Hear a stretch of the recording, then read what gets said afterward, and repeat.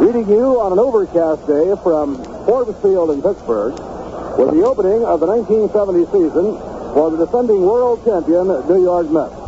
Here at game time, the skies are overcast. It is a rather nippy 48 degrees. Not much of a breeze, not enough to be a factor in the ball game. The playing field, slightly damp, but in pretty good condition. The starting pitchers in this opening day game for the New York Mets, the Cy Young Award winner, their ace right-hander, who last year won 25 and lost only 7, Tom Seaver.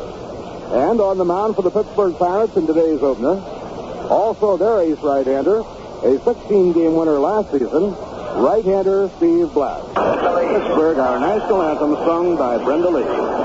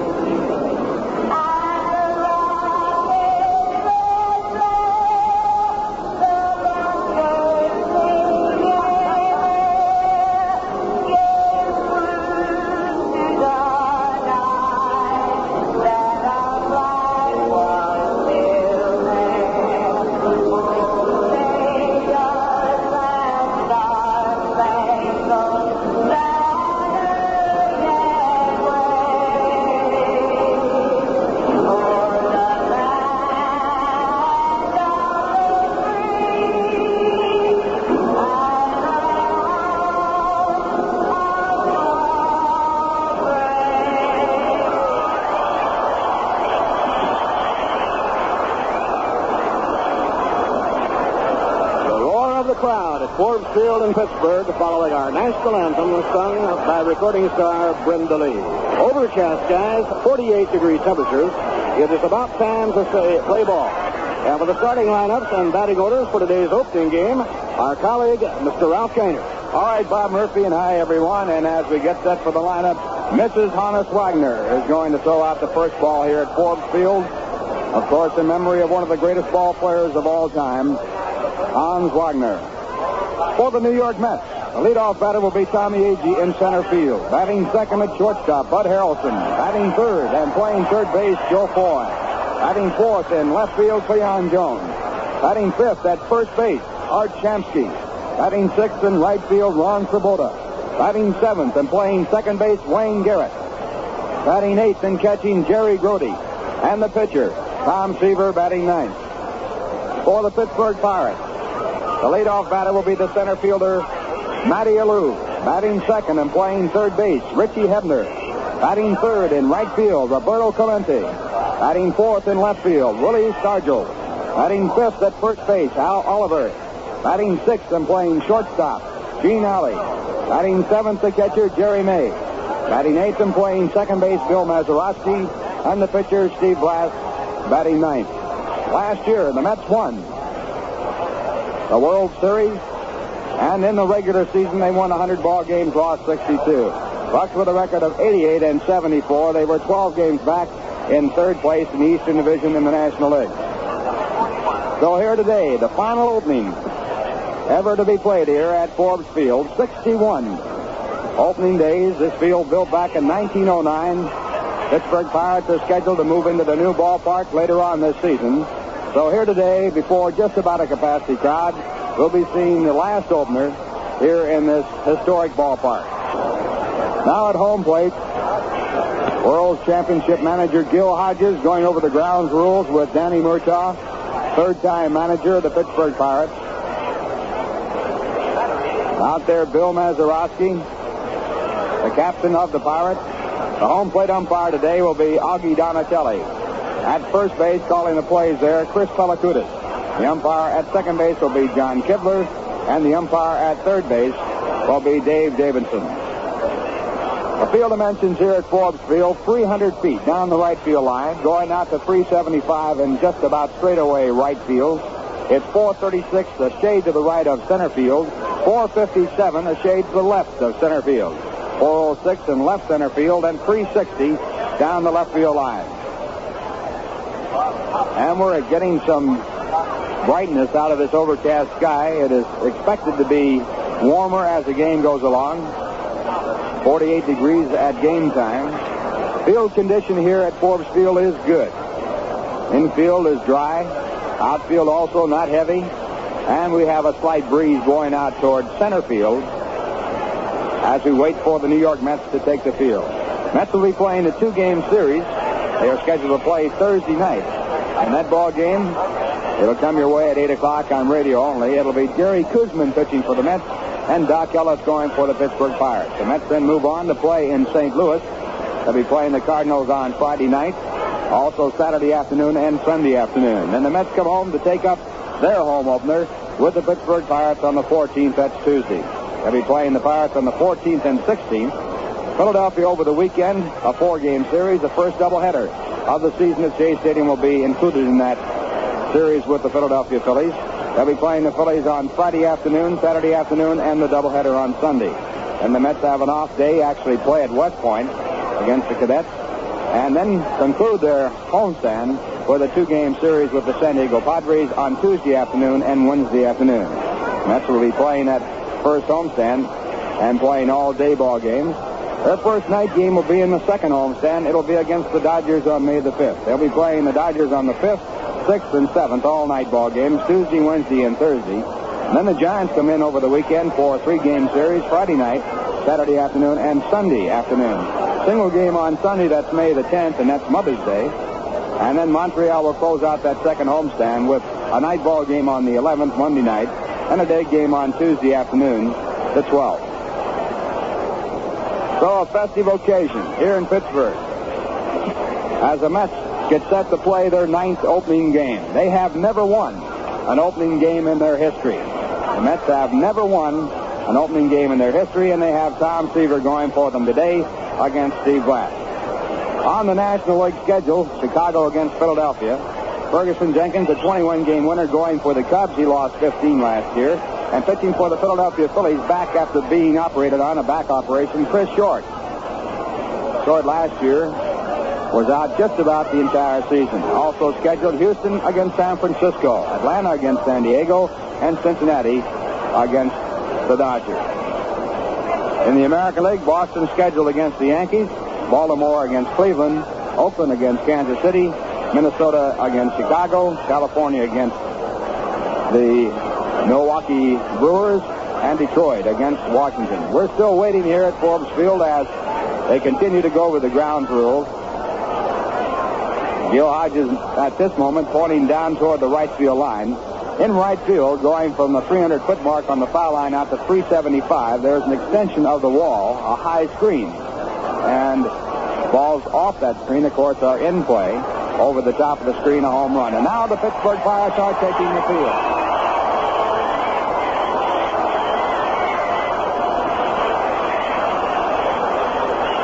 The Pittsburgh Pirates have taken the field. Steve Blass going out to the mound.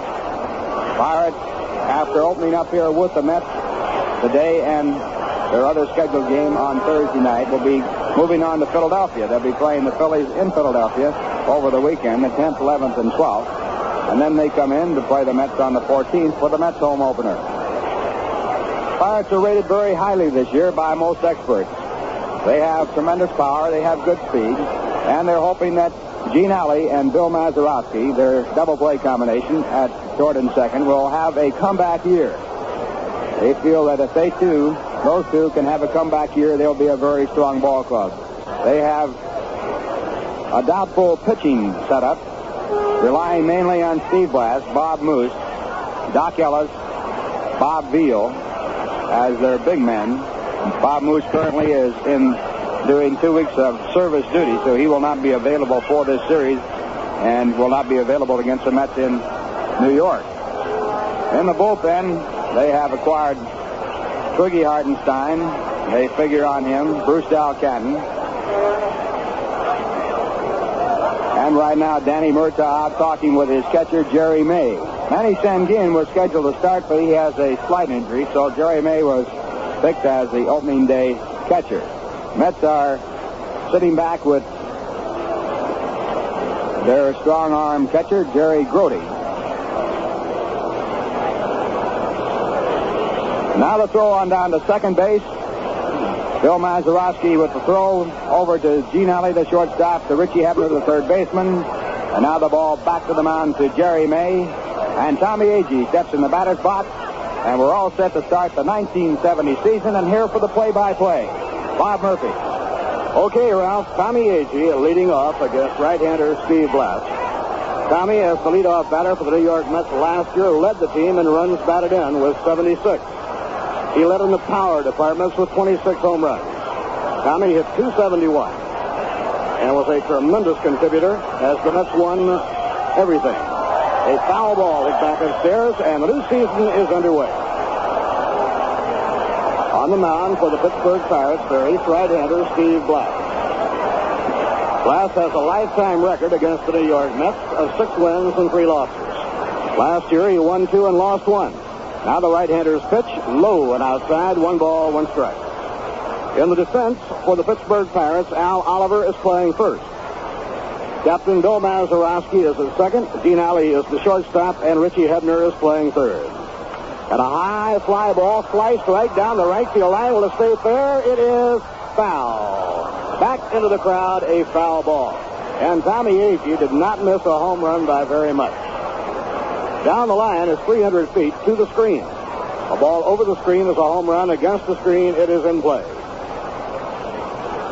In the outfield for the Pirates, and they certainly have one of the best outfields put together in many years, Willie Stargell, Matty Alou, the center fielder, and around and right, Roberto Clemente.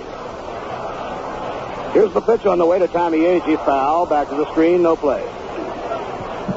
For Gil Hodges, Yogi Berra on the coaching lines at first. Eddie Yost is on the lines at third. Pitching coach Rube Walker working in the dugout with Gil. And Joe Pignatano taking care of the bullpen. Here's the pitch to Tommy. A little squibber down the third baseline. Picking it up is the catcher, May. The throw not in time. And Tommy Agee beats it out for an infield hit. He took a big swing, and he topped a slow roller up the third baseline. By the time Jerry May could pick it up and throw hard to Al Oliver, it was too late. A swinging bunt for Tommy Agee. Bud Harrelson, switch hitting shortstop, will bat left against right-hander Steve Blass. Last year, Blass, who's 27 years old, won 16 and lost 10. Now Hebner is in close at third. Bud Harrelson, the batter. Here's the pitch on the way. Low and outside, ball 1. Veteran Augie Donatelli umpiring behind the plate. Chris Pellicutis is at first. John Kibler at second. And Fats Davidson is the umpire at third. Overcast skies, 48-degree temperatures. And a throw to first by Steve Blass is not in time. No game tomorrow. The Mets and Pirates play Thursday night here in Pittsburgh. The Mets then will fly to St. Louis for a weekend series. Up goes the leg. Down comes the arm. Low and inside, and Harrelson lays off. 2 balls and no strikes. Buddy opening the season about 15 pounds heavier than he closed the season last year. He wound up at about 145 pounds. And he starts the new season closer to 160. Oliver holds against the runner, Tommy Agee. The 2-0 delivery is hit in the air to center field. Matty Alou coming out and 1 on, and now Joe Foy makes his debut in the National League and with the New York Mets. Foy put together a solid spring training. Gil Hodges and the coaches were satisfied with his play, and they feel he'll make a lot of contributions to the Mets this year. Joe Foy. He had the speed to steal 36 bases with Kansas City last year. And he led the Kansas City Royals in various hitting departments, including runs batted in. Foy, a right-hand batter, hits out of an overly closed fence.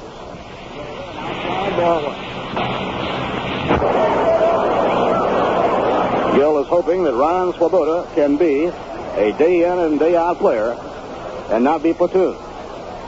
Here's the pitch on the way. Breaking ball, low and away, ball 2, 2 balls and no strikes. Swoboda has the kind of power and overall ability to become a top-notch player who can play day in and day out. And Gil is hoping that the momentum that Swoboda had at the end of last year will carry over, and he'll get off to a good start. The pitch to Cleon Jones, to Joe Foy, beg your pardon, is ball 3, 3-0. So it's 3-0 now on Joe Foy. 1 out and 1 on. We are just underway, and we have almost a full house in Pittsburgh. 1 week from today, the Mets will open at big, beautiful Shea Stadium against Pittsburgh. 3-0 delivery. He's taking all the way. The pitch is over, a call strike. It's 3-1. Many veteran writers are predicting that Pittsburgh will win the Eastern Division. They certainly have a talented ball club. Now Blass up in pitching position. There goes the runner, hit and run, ground ball, hit toward the hole, up with the ball is Hebner. He throws to first base in time for the out. He wanted to make a play at second. He juggled the ball just for a flash. Had to give that idea up and go on to first base in time for the out. Mets were playing hit and run on the 3-1 delivery, and now Cleon Jones is the batter. Cleon coming off of a great year. Hit .340, third highest batting average in the National League. Art Shamsky, another 300 hitter, comes out on deck. Cleon is hoping to be able to duplicate the kind of year he had last season, perhaps even be a better power hitter. Cleon, a line drive type hitter. Now the Pirates have the infield a shade to left against Cleon, with Mazeroski playing a very deep second and pulled over towards second base. The pitch by Steve Blass, lined in the air to right field. Clemente racing at full speed. It's over his head, bouncing off the wall, a base hit. Around third and scoring, Tommy Agee, and Cleon goes into second with a run-scoring double. Cleon Jones, his first time at bat in the new campaign, gathers an RBI with a double over the head of Roberto Clemente. Well, that's the way to start a new baseball season. No doubt about that ball being hit well. First pitch, line drive to right, and the Mets in front 1-0. Now Art Shamsky. Art had a very courageous and outstanding season last year, bothered by an ailing back during the spring, returned to the minor leagues. He fought his way back and wound up hitting 300. Left-hand hitter. And a line drive that is going to be over Mazeroski's head, a base hit. Cleon will try and score. Clemente's throw is into first base. The run is in. Now Shamsky sliding to second, and he's safe. Clemente threw in behind Art Shamsky, and it backfired. And Shamsky never broke stride. Oliver's throw across the second base was wide, and so Shamsky winds up on second base. A run-scoring hit for Art Shamsky. The Mets now lead 2-0 here in the first inning, and we'll wait for the official scoring. Clemente, instead of throwing home, threw the ball in behind Art Shamsky. Ralph? I wouldn't be a bit surprised, Bob, that Gil Hodges alerted the Mets to that play, because Clemente likes to throw behind the runner at first base, and the only way to beat it is to keep on going. If you come back, you're going to be out. And Shamsky did just that and did not fall into the trap. Ron Swoboda takes a curve by Blass at the knees for a call strike. 2 runs are in on 3 hits here in the first inning off Steve Blass. For the time being, we'll score a single for Shamsky and a run batted in and second on the throw. No error has been flashed. Now Blass up in pitching position, delivers low and outside. 1 ball, 1 strike to Ron Swoboda. Cleon Jones and Art Shamsky have each driven a run in. Mets would like to make Mets baseball history by winning their first opening game ever here this afternoon. Pittsburgh has had an outstanding record in opening day games. Ground ball hit toward the middle. To his left is Gene Alley, the shortstop. He's up with it, and he throws to Oliver the side to side. 2 runs, 3 hits, no errors, 1 left on. And the score in the middle of the first inning, the New York Mets 2, and the Pittsburgh Pirates coming to bat. Last of inning number 1, and the Pirates now will be hitting against Tom Seaver. Tom starts the new campaign riding a 10-game winning streak. He won his last 10 decisions in the regular season last year. Matty Alou had 231 base hits last year, more base hits than any player in the major leagues. Matty's lifetime batting average now is up to .312 after 4 good years in a row at Pittsburgh. And Seaver's first delivery is low, ball 1. Jerry Grody behind the plate. In the infield, Art Shamsky is playing first. Wayne Garrett at second. Bud Harrelson is short. Joe Foy is at third. Inside and low, ball 2. Ken Boswell would have been in the starting lineup, but he has been away doing military duty, and Gil wants him to get a good workout in before going into the lineup. Leon Jones in left, Tommy Agee is the center fielder, and Ron Swoboda is around and right. Now Seaver out of his windup, the 2-0 delivery. Inside, ball 3. Last year against the Pirates, Tom Seaver won 3 and lost none. He has a lifetime record against Pittsburgh of 5 wins and 3 losses. And a strike on the outside corner to Matty Alou. It's 3-1. Matty does not walk very much for a leadoff batter. As a matter of fact, he had 698 official times at bat last year. The 3-0 delivery, call strike on the outside corner, 3-2. Their opener is underway in Philadelphia. The Cubs did not score in the first inning off Chris Short. Fouled, back upstairs, no play. In the game at Philadelphia, Ferguson Jenkins against Chris Short. The Astros are on the West Coast playing the Giants at Candlestick Park. The last report, Juan Marichal would not be able to start. Atlanta at San Diego tonight. Cincinnati at Dodger Stadium tonight. 3-2 delivery. Ground ball, base hit down the right field line, going into the corner. Ron Swoboda chasing the ball into the corner. Matty Alou will go into second base with a double.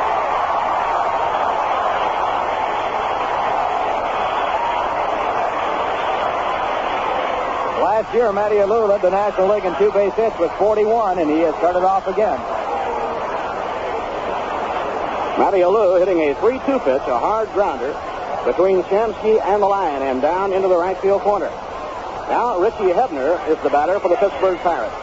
Hebner coming off of a rookie season that saw him hit 300. He nailed down a 300 batting average on the final day of the season.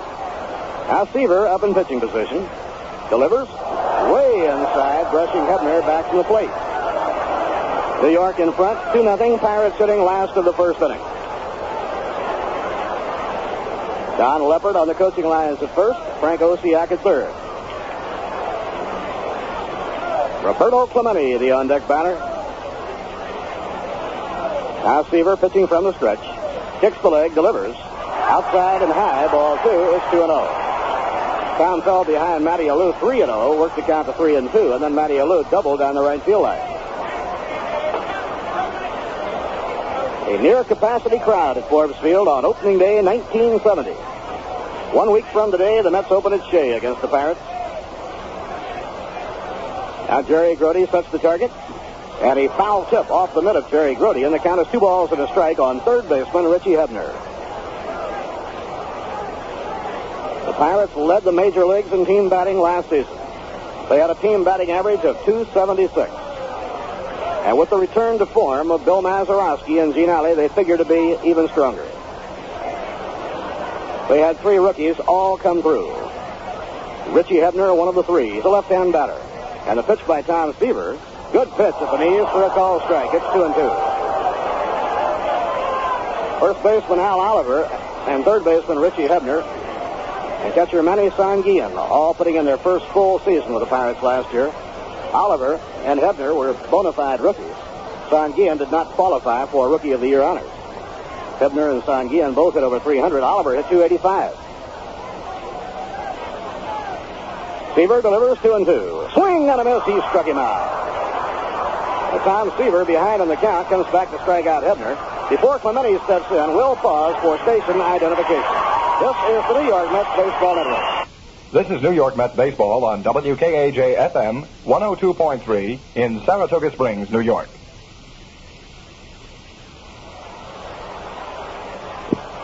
Bob Murphy with Ralph Kiner and Lindsey Nelson. The last of inning number 1 in Pittsburgh. The Mets lead the Pirates 2-0. And the 4-time National League batting champion, Roberto Clemente, is the hitter.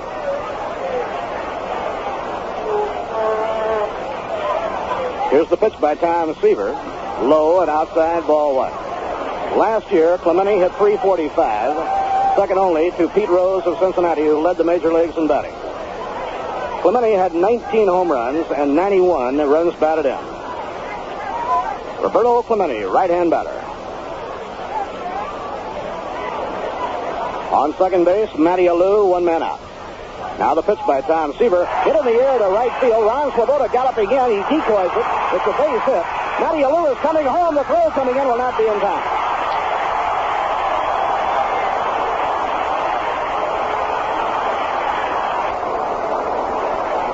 A run-scoring single to right by Roberto Clemente. Ron Swoboda tried to decoy Matty Alou, make him think that he could catch the ball, knowing that he couldn't. But Matty Alou did not fall into the trap. He rounded third and sped home. And now Willie Stargell is coming up. The Pirates have a run in on a double by Matty Alou and a single by Roberto Clemente. And heavy hitting Willie Stargell is the batter. Stargell hit .307 last year with 29 home runs. And the pitch by Seaver off outside ball one. Seaver led up on it.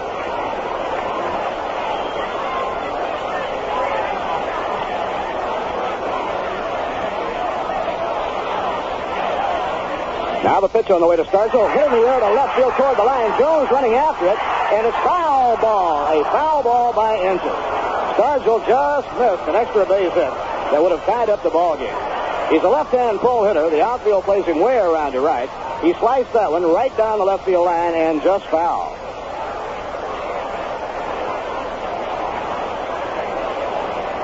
The Stargell running it out comes back to the batter's box.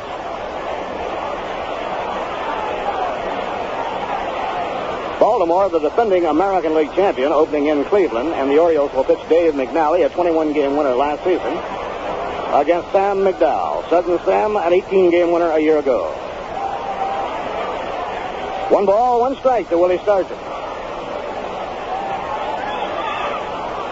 Now Seaver off the stretch, delivers, swing and a miss at a fastball. 1 ball and 2 strikes. The skies are overcast.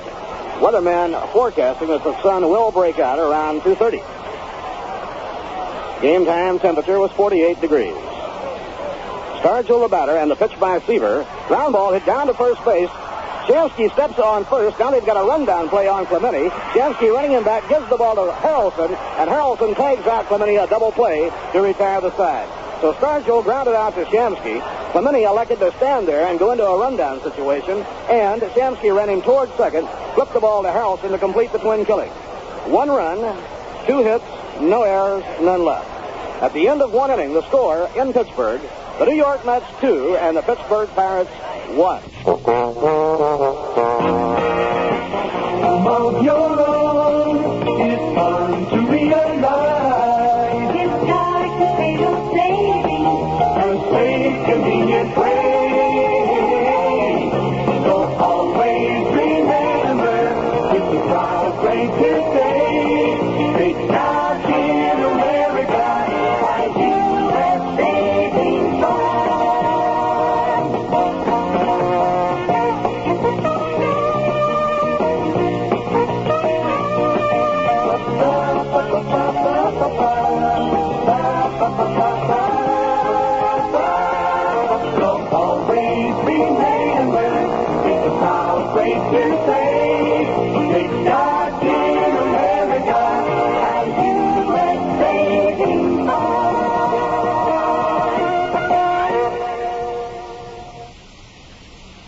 Wayne, a left-hand batter, takes the pitch on the outside corner for a called strike. Wayne can play second, short, or third. He has good hands, a good infielder. Wayne starting in place of Ken Boswell. Boswell had been away a few days doing his military reserve duty. Now a breaking ball in the dirt, 1 ball and 1 strike. Garrett had a good spring, and if you'll recall, late last year his hitting improved. He just improved all around as the year went along. He's a good-looking young ball player. Jerry May behind the plate. In comes the pitch. Ground ball pull foul down toward Yogi on the coaching lines at first base. No game tomorrow. The Mets play the Pirates with Jerry Koosman on the mound Thursday night. His mound opponent, by the way, will be Doc Ellis. Bob Moose is away for the first 2 weeks of the season doing reserve duty. So the Mets will miss Bob Moose the first 2 series. The wind-up by Blast. The pitch is swung and missed, strike 3. He got him with a fastball. For Blast, his first strikeout, and it brings up Jerry Grody.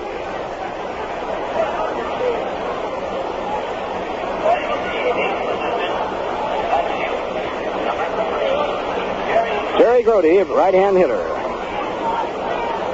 Top-notch receiver 2 years ago, the National League's all-star catcher. And he takes ball one. Jerry Grody is one of the young veterans on the New York Mets. Now Blass into his windup, delivers, and a line drive towards second. Mazeroski takes it for the out. Hard hit line drive, but right to the second baseman. 2 outs and nobody on. It will bring up Tom Seaver.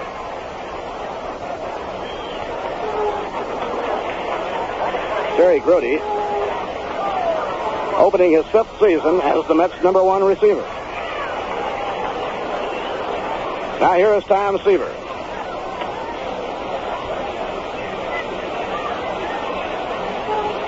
Play is being held up for a moment by John Kibler, the second base umpire. And they are calling a ball on the pitcher, Steve Blass, because he forgot and went to his mouth with his pitching fingers. I think that's what it was, but I'm not sure. It might have been something on the field route that they had to get rid of. Evidently, Bob, underneath this broadcasting booth, there's a light that's shining in someone's eyes, and I guess that's what Augie was doing when he made that motion as though he had gone to his mouth. Now, a swing and a miss by Tom Seaver. Yes, that's what it was. Something in the stands that was reflecting caught the attention of the second base umpire, John Kibler, who stopped the game. Now Blass out of his windup. Here's the pitch to Tommy Seaver, and it's low. 1 ball, 1 strike. Seaver last year in compiling a great season had 2 long winning streaks, an 8-game winning streak and a 10-game winning streak. Foul ball back upstairs, no play. The 10-game winning streak is still alive. He lost a game in the World Series, but in regular season play, Tom has won 10 straight. The Mets scored twice in the first inning on base hits by Tommy Agee, Cleon Jones, and Art Shamsky. Now a swing and a miss, strike 3. Seaver goes down swinging. No runs, no hits, no errors, and none left on. At the end of an inning and a half, the New York Mets 2 and the Pittsburgh Pirates 1. I am going on a long journey. I will be following the springs through field and valley. I'll be searching for the natural things. It is high time that I was searching for the natural things. There are 2 ways to carbonate beer. The fast way is to inject carbonation into it. The slow way is to let it age long enough to carbonate itself naturally, giving it a good extra dry, natural taste. We'll take the slow way. At Rheingold, we brew beer naturally. Natural Rheingold. It is high time that I was searching for the natural things. Rheingold Breweries Incorporated, New York, New York, and Orange, New Jersey, ask you to help keep America beautiful.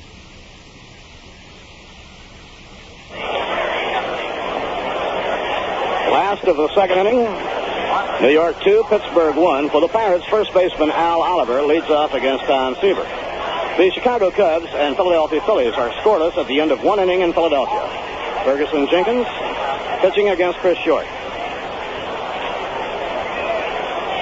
This weekend, the Mets play in St. Louis. They have a Friday night game against the Cardinals, a Saturday afternoon game, and a Sunday afternoon game. And after the game on Sunday, the team will be flying back to New York. Next Monday night, the welcome home dinner will be held in the Grand Ballroom of the New York Hilton Hotel. Quite a springboard into the opening day at Shea on Tuesday, April 14th. The Mets playing the Pirates. Al Oliver, left-hand batter, facing Tom Seaver, and the pitch is outside, ball 1. As we mentioned, Oliver last season as a rookie hit .285. He had 17 home runs and 70 runs batted in. The 1-0 delivery, pulled foul down the right side, no play. 1 ball, 1 strike.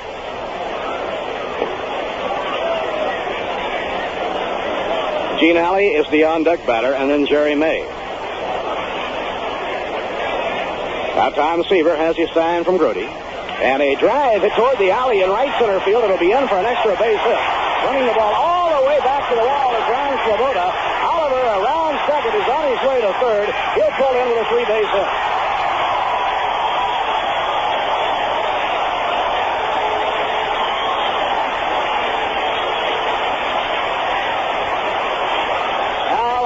hitting one perfectly between Ron Swoboda and Tommy Agee. That ball rolled out about 436 feet from home plate. A free base hit to right center by Oliver to lead off the last half of the second. Now Gene Alley will be stepping in. Alley missed a great deal last year because of a bad shoulder, but appears to be physically sound for the season. The infield back ready to concede a run. Here's the pitch. Low and outside. It almost got away from Jerry Grody. The Mets have the infield back at second and short, playing Shamsky and Foy even with the bag at first and third. The outfield deep and rather straight away. Alley, a slender right-hand batter waiting. And a fastball in for a strike. 1 ball, 1 strike. Each team now has collected 3 base hits. It appears as though it might be a day the hitters will take over. Now Seaver winds, and the pitch to Alley. Golfed foul, back upstairs, no play. Well, Bob, you know, this has always been sort of a hitter's ballpark. There has never been a no-hit, no-run game pitched in Forbes Field, and if they don't get one pitched pretty soon, there never will be. It's a tough game for a tough ballpark for home runs, but as you say, a good ballpark to hit in for base hits. The 1-2 delivery, swing and a miss, and Alley goes down swinging.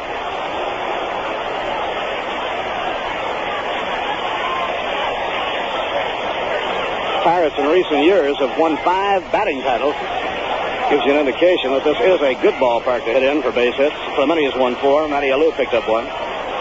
Jerry May stepping in now, and now the Mets will bring the infield in and try and cut this run off.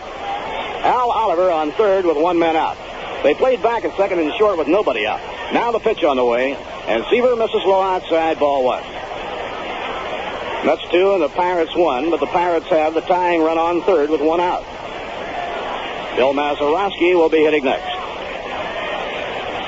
Seaver out of his windup. Pitches, swing and a miss at a curveball. 1 ball and 1 strike. Seaver bearing down hard, trying to pin Oliver to third base.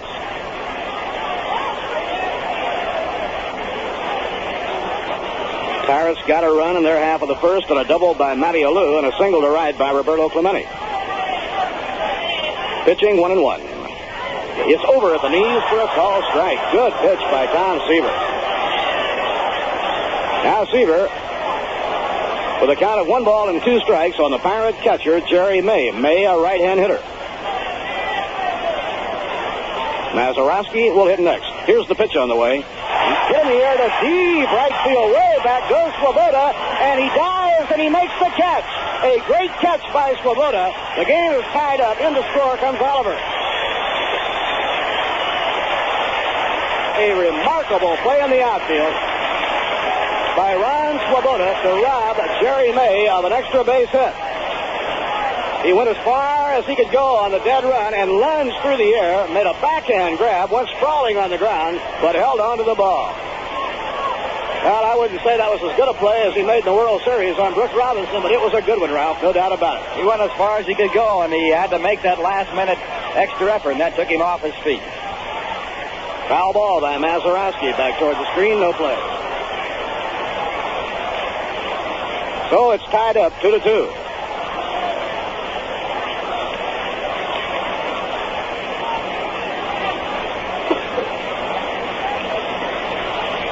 Each team now has 2 runs on 3 base hits.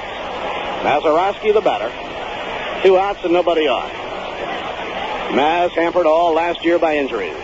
And he pops this one up. An infield pop-up out in front of the plate. Joe Foy comes down the line and makes the catch. Foy caught the ball right out in front of home plate. Ron Swoboda getting a hand as he comes in for that marvelous catch. 1 run, 1 hit, no errors, none left. At the end of 2 innings, the score, the New York Mets 2 and the Pittsburgh Pirates 2.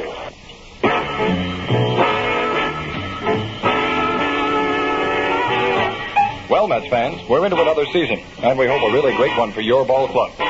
Friendly Freddy is going into another season of car washing, a really great one for his club.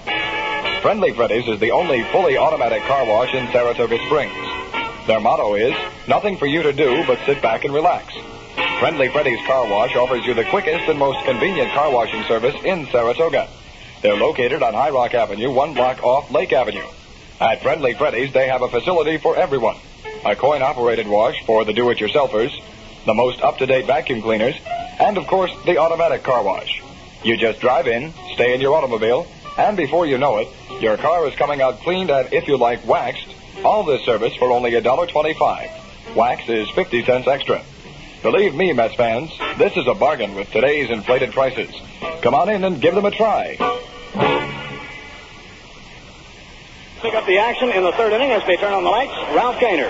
Okay, Bob Murphy, and hi, everyone. The lights are on here at Forbes Field, and Tommy Agee batting for the second time. Steve Glass with his first pitch. It's outside, ball one. Tommy, after just missing a home run to right field, topped one out in front of the plate his first time up and beat it out for a base hit and scored the first run of the ball game. There's a line drive to center field off the next pitch, a base hit for Tommy. So he is 2 for 2. The ball fielded by Matty Alou, and the throw on in, and Agee stays at first. That'll bring up Bud Harrelson. Gillette Platinum Plus has the platinum alloy edge that makes shaving smoother, closer, more comfortable than any blade in history. Gillette Platinum Plus, for the shave you've always wanted and more. Bud Harrelson batting left-handed, flat out to center field his first time up. Now again against Blask, and the pitch is low as Harrelson moves out to bunt, and it's ball one. Harrelson in bunting position for the sacrifice try on that first pitch. It's a 2-2 ball game.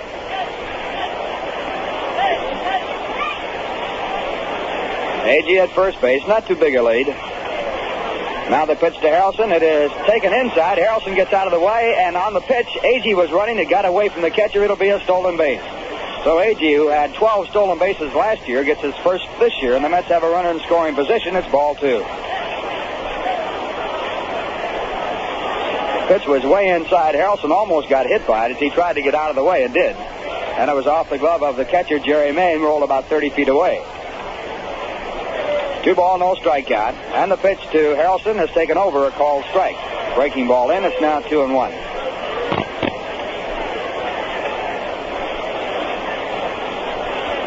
Two balls, 1 strike. We've seen a lot of action so far in this first ball game. Hit and run plays, stolen bases, extra base hits. Season off to a flying start. Now the 2-1 delivery, and it's inside for ball 3. 3 balls, 1 strike. Pitch was just off the plate. At Philadelphia at the end of 2. Chicago nothing, Philadelphia nothing. Ferguson Jenkins pitching for the Cubs against Chris Short. Now at 3-1. The pitch to Harrelson. Check swing, ground ball hit out toward third base. Picked up by Hebner. The throw to first base is just in time. And on the play, Agee goes to third. Bud Harrelson was trying to get out of the way of the ball. And as he was pulling away, the ball hit the bat and went down toward third base almost as though it were a perfect bunt. Harrelson had trouble getting started, or he would have beat the play at first base. 2-2 ball game. 1 man out. Top of the third. Foy batted .262 last year playing for Kansas City. He had 11 home runs and 71 runs batted in. Right-hand batter, and the pitch back is swung on and missed. Foy over the top of a curveball. 1 ball, 1 strike.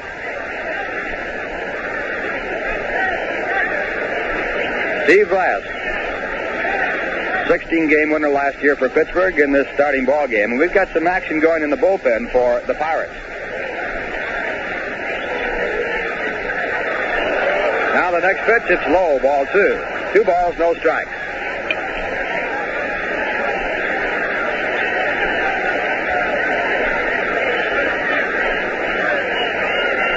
Dave Justy, a right-hander, is throwing in the bullpen for Pittsburgh. Now the next delivery, high and inside. Boys rocked away from the plate.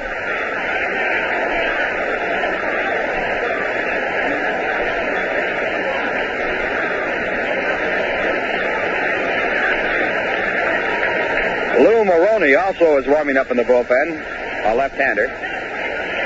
Now the pitch to Foy. It is hit hard to right. It might score a run. Here comes Clemente to make the catch. Coming in is Agee. Here's the throw. It's offline, and Agee scores standing up. So Roberto Clemente, throwing about 30 feet up toward third base, loses a chance to cut off a run at home, and the Mets take the lead by a score of 3-2 on the sacrifice line drive out by Joe Foy.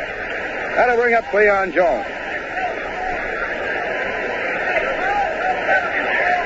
Cleon doubled the right field his first time up and drove in the first run of the season for the New York Mets.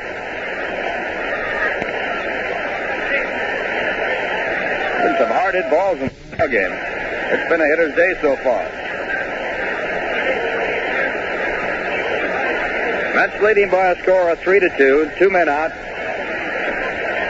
We're in the third, and the pitch to Cleon Jones is low. It's ball 1.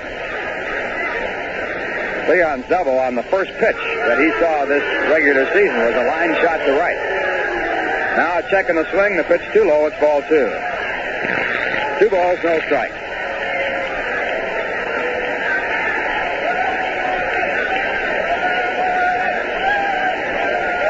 Signs go out. Steve Blass working for the Pirates, and at 2-0, the pitch to Jones is taken in for a called strike. At the end of 1, Cleveland 1, Baltimore nothing. At the end of 2.5, the Cubs nothing, Philadelphia nothing.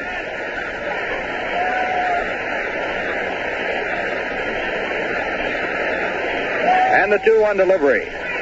Jones takes over the inside corner about knee high, 2-2.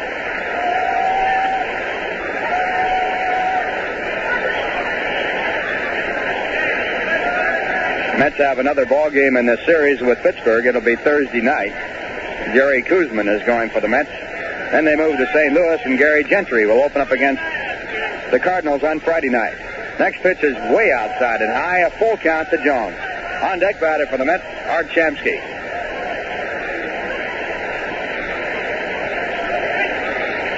Overcast skies, temperature game time 48 degrees in Pittsburgh. And the 3-2 pitch. It's in the dirt, taken out by Jerry May, and on the pitch, Jones walks. So the Mets have Jones at first with 2 men out. Cleon with 16 stolen bases last year led the club in that department. And the batter coming up is Art Shamsky. The walk the first given up by Steve Blass in the ballgame. He has struck out 2. He has allowed 4 hits. And the Mets lead by a score of 3-2 with the Mets batting with 2 men away in the top of the third. Shamsky singled to right to drive in Cleon Jones, who had doubled his first time up. And the pitch is hit high in the air to right center field. Matty Alou is making the call, the center fielder. And he makes the catch, and that retires the side. In the inning, the Mets break the tie. They score a run on 1 hit. No errors and a walk and 1 man left on. And the score in the middle of the third, the Mets 3, the Pittsburgh Pirates 2. Memorial Day, 1969. Mario Andretti wins the fastest Indianapolis 500 ever in his STP oil treatment special. And this year, the STP racing team will be back, trying for a record-breaking 2 in a row. Andy Granatelli will see to that. STP is the racist.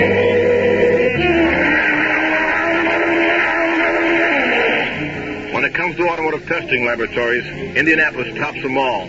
500 miles there is like 50,000 in your family car. So we'll be counting on STP oil treatment to give us the edge. STP is the racist. Give your family car the same edge the world's greatest drivers get. Add STP to your oil and run racer sharp. STP is the racist.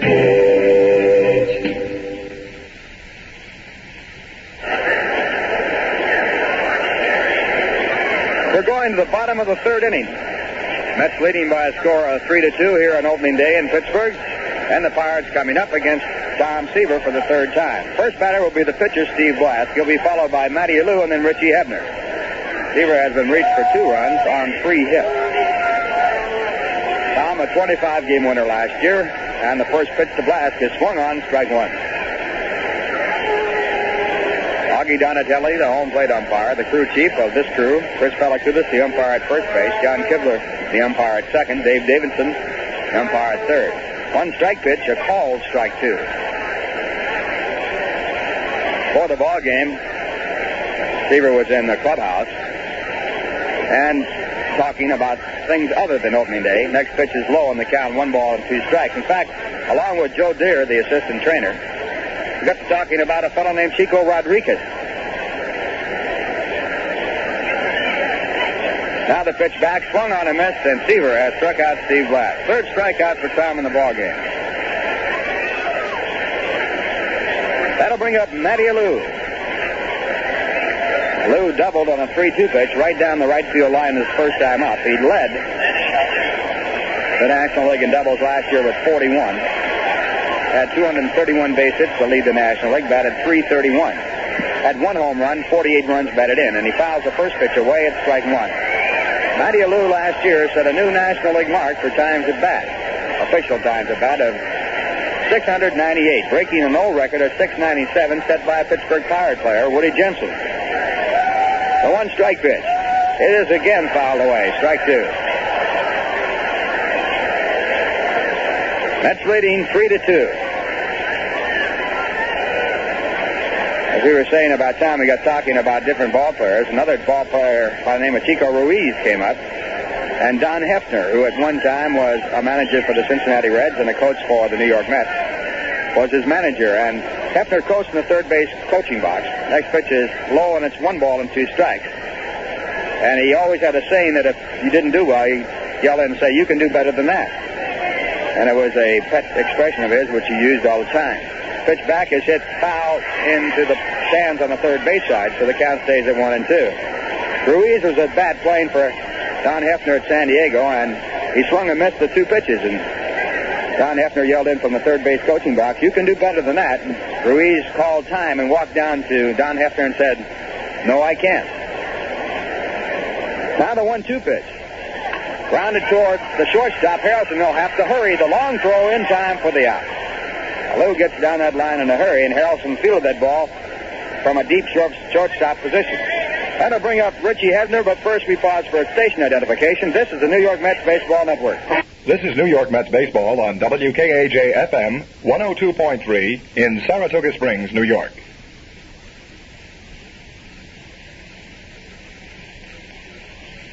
Bob Murphy and Lindsey Nelson from Forbes Field in Pittsburgh. The Mets leading 3-2. 2 men away, bottom of the third, and the first pitch to Richie Hebner is fouled off at strike 1. Hebner was struck out on a curveball his first time up. Left-hand batter playing at third base. A pitch by Seaver, a slap curve hit the deep left center field. A long way for Cleon Jones. He's going. He cannot get to it.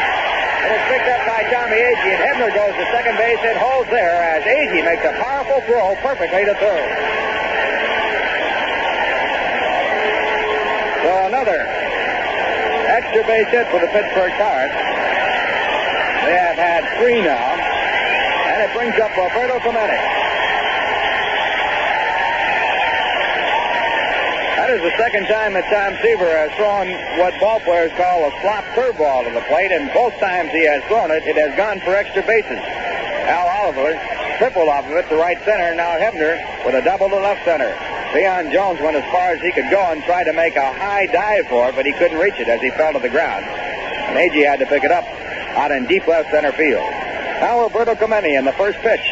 Hit in the air down the right field line. A long run for Shamsky, but the ball is curving foul into the stands, and it's strike 1. Clemente blooped the base hit to right field his first time up and drove in the first Pirate run of the year. Hits are all even at 4 apiece. The Mets leading by a score of 3-2. The Pirates with the time run at second base and a 1-strike count of Roberto Clemente. Speaking of extra base hits, Clemente led the National League in triples last year. He had 12. Now 1 strike. Seaver checks at second, comes back, and the pitch is just outside. A hard slider. It's 1-1.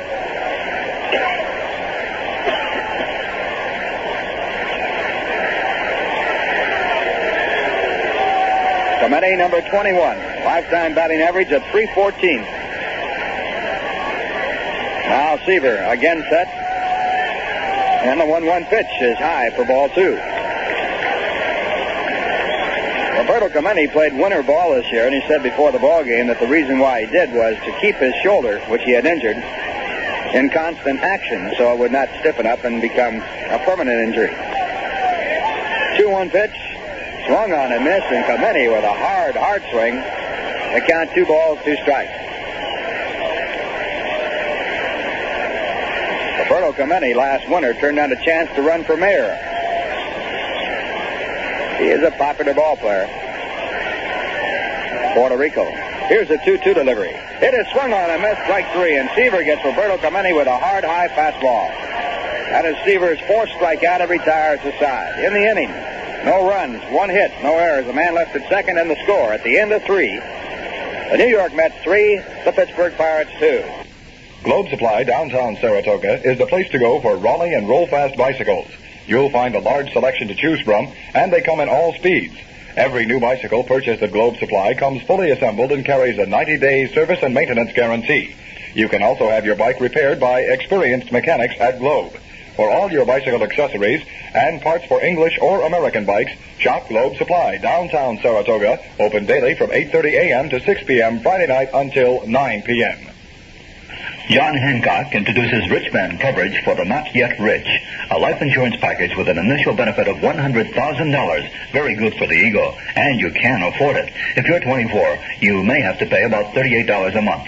Ask Ben Yanklowicz about Rich Man coverage, $100,000 worth of life insurance that'll make you feel like a million. Call Ben, 783-5571, or write Ben Yank, Box J, Latham, New York, 12110 for more details. John Hancock, huh?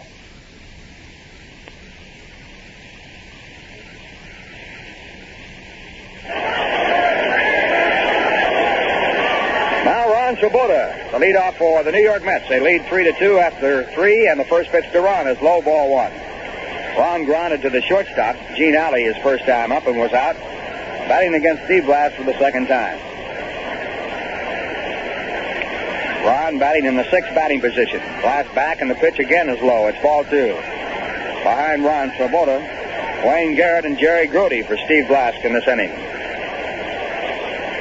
Minnesota got 3 runs in the top half of the first. White Sox now coming up.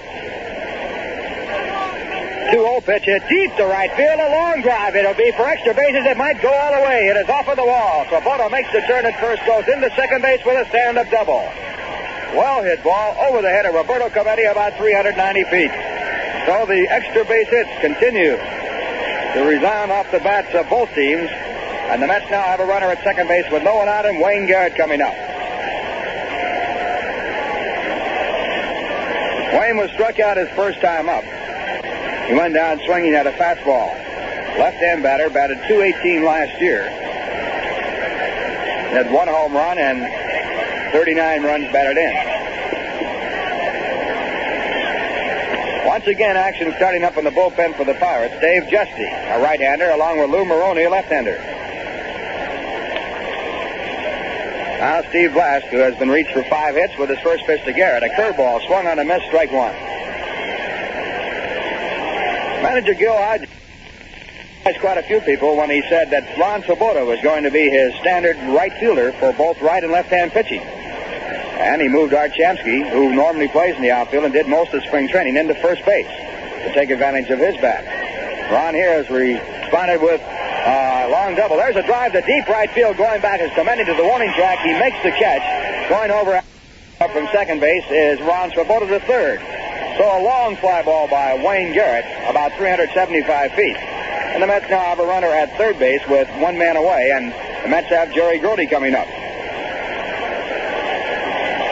So far, that experiment, or that decision mainly, by Gil Hodges has worked well.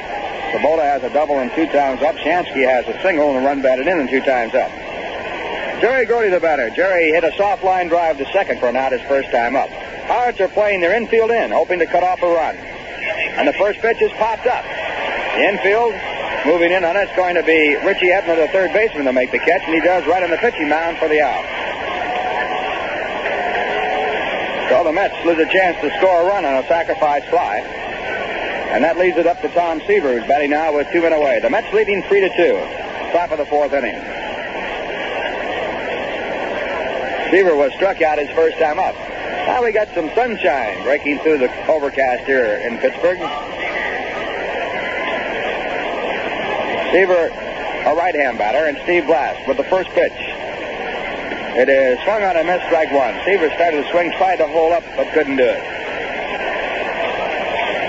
Well, the weatherman predicted that the sun would break through at 2:30. It is now 2:37, so he was off by 7 minutes. Have to talk to him about that. And a hand is for the sun as it breaks through here at Forbes Field. And now a call, strike 2. 2-strike count against Tom Seaver.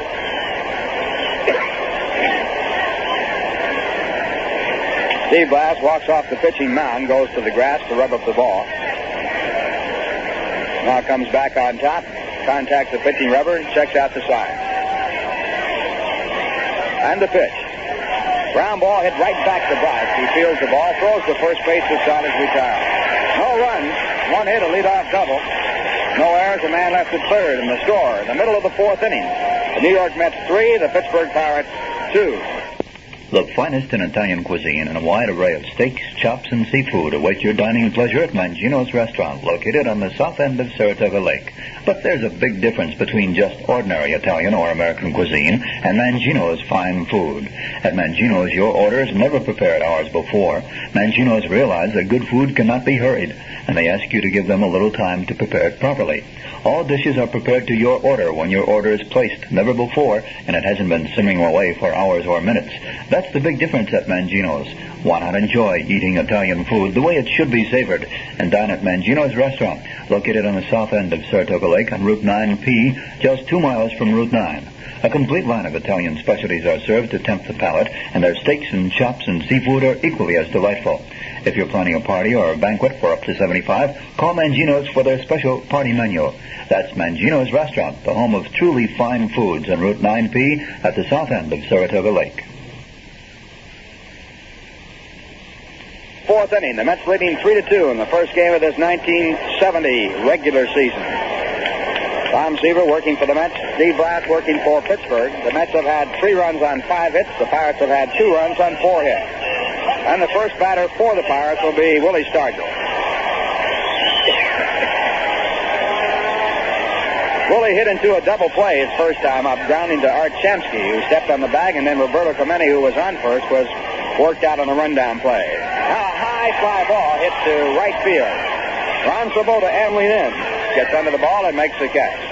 So Stargell pops up a slow curveball, and it's one away. Al Oliver will now come up. Oliver tripled to right center field off a curveball his first time up and scored the second powered run when he was driven in on a sacrifice fly by Jerry May. Oliver, a left-hand batter, a .285 hitter last year.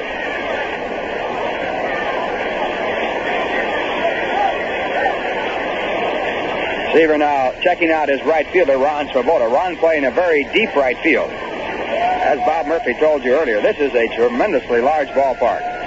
Now the first pitch, and it's ball 1. This probably is the largest ballpark in area for playing area in the major league. I don't believe anybody's ever thoroughly checked it out, but it would just about have to be. Next pitch is low. And it's ball 2. 2 balls, no strikes.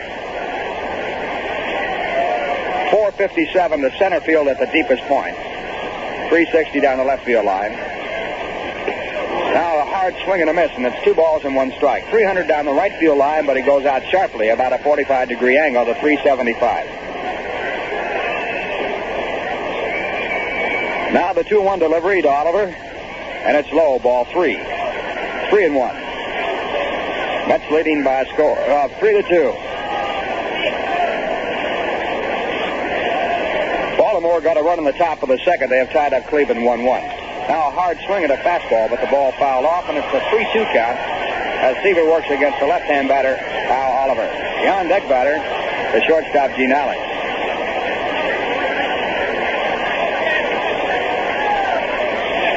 Now Seaver with his 3-2 pitch.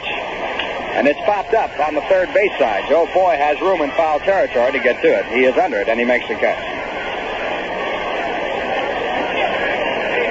Bob Murphy, there's an airplane, in fact 2 of them flying over with a streaming banner behind. One of them has something to do with Plymouth. But, you know, one day I was playing ball here and they came by with an airplane pulling the banner and said, hit one up here, Kiner. Did you do it? I missed it by about 2 feet. Well, I think you should have had at least 1 practice swing. Now the batter is Gene Alley, and a curveball is high and inside. Alley has to spin away to keep from getting hit. It's ball 1. We were playing the Giants that day, the now San Francisco Giants. We won the ball game. Now the pitch hit high in the air in foul territory, but the ball is going out of play.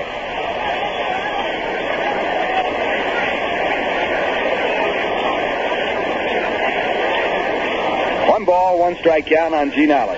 Alley last year batted .246. You notice the new brick out there in left center at the 406 mark? You know why that is? Somebody run through that wall? That's where Mazeroski hit that historic World Series winning home run. Now, a swing and a foul off the glove of Jerry Grody. The count stays at 1 ball and 2 strikes. So they took the bricks out in the area where he hit that historic home run, and there will be a part of the new Three River Stadium. And that's why you see new brick out there. Glad to know that. 4:06 mark. Now the pitch back. At a time to curveball. It misses. 2 balls and 2 strikes. I thought you were going to tell me that's where Willie Stargell ran through the wall. I believe he could. He probably could, as hard as he is. Now the 2-2 delivery. It is hit to the second baseman, Wayne Garrett, a soft line drive, and he makes the catch, and that retires the side. A 1-2-3 inning for Tom Seaver, the first time he's done that in a ball game, and the score at the end of 4. The New York Mets 3, the Pittsburgh Pirates 2.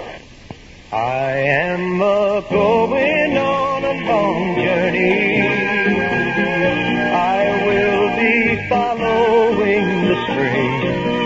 Field and valley, I'll be searching for the natural thing.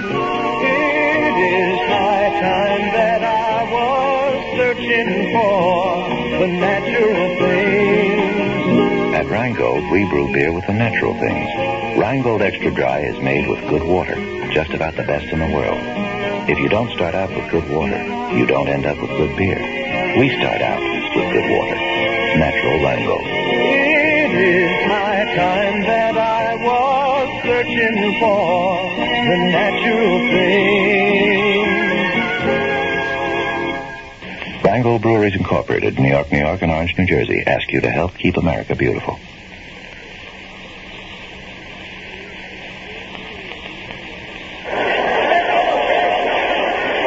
Inning number 5 here at Forbes Field. At Mets 3, Pirates 2. Tommy Agee to lead off against Steve Blass. Tommy has 2 for 2 and has scored 2 of the 3 runs for the New York Mets. Tommy beat out an infield hit in the first inning. He singled to center and stole second to set up a run in the third inning. So, an impressive start for Tommy Agee. Now the pitch by Blass, a ground ball hit right at Mazeroski. Maz is up with it, throws on to Al Oliver at first base, 1 out. First base umpire Chris Pellicutis calling the ground crew out to remark the right field foul line. Bud Harrelson has flied to center and bounced out to third, nothing for 2. J.C. Martin is in the opening day lineup for the Chicago Cubs, catching Ferguson Jenkins in Philadelphia, which would indicate that Randy Hundley is not yet physically ready to play. Taken high by Bud Harrelson, ball 1. Phillies lead Chicago 1-0 at the end of 4 with Ferguson Jenkins pitching against Chris Short. And a slow ground ball off the mound, Steve Blass. He underhands the throw to Oliver, 2 down. So 2 men quickly set aside by Steve Blass, and it will bring up Joe Foy. Joe has bounced out to third and driven a run in with a sacrifice fly. His sacrifice fly in the third inning put New York back into the lead, 3-2.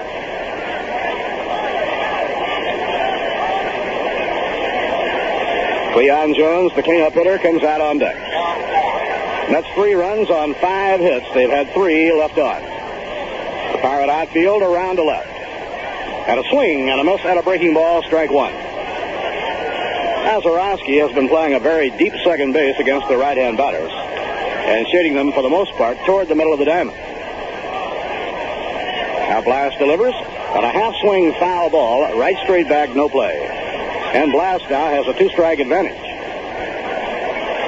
One other day opener in the National League today, but starting later, it's on the West Coast at Candlestick Park, Houston at San Francisco. At Candlestick Park this year, they will be playing on a synthetic field. The 2-strike delivery, high and inside. 1 ball, 2 strikes to Joe Foy. No game tomorrow. The Mets and Pirates Thursday night. Jerry Koosman pitching against Doc Ellis. Pitching 1-2. And a change-up breaking ball that's inside, almost a blooper curve. And the count is 2 balls and 2 strikes.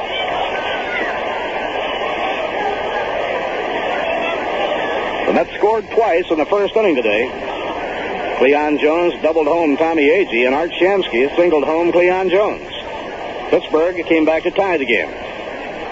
And a curve in the dirt. That ball got away from Steve Blass. It struck the dirt far out in front of the plate, and now we have a full count, 3-2. Pittsburgh tied the game, getting 1 run in the first inning as Roberto Clemente singled home Matty Alou. And Jerry May's sacrifice fly in the second brought home Al Oliver. Swing and a miss, he struck him out. On 3-2, Blass fans Joe Foy.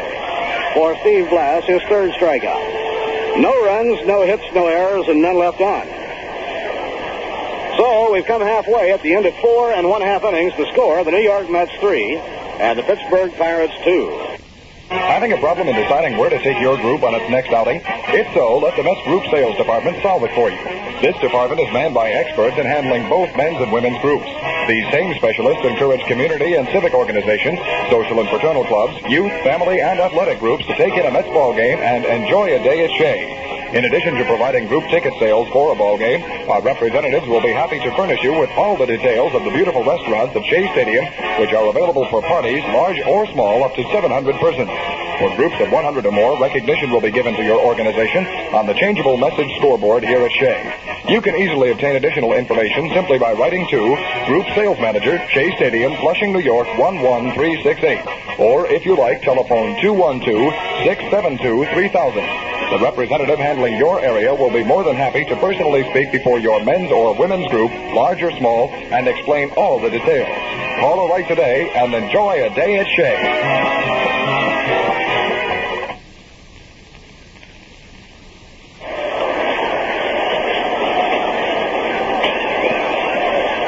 Last of inning number 5, and Jerry May, the catcher, batting 7th in the order, faces Tom Seaver.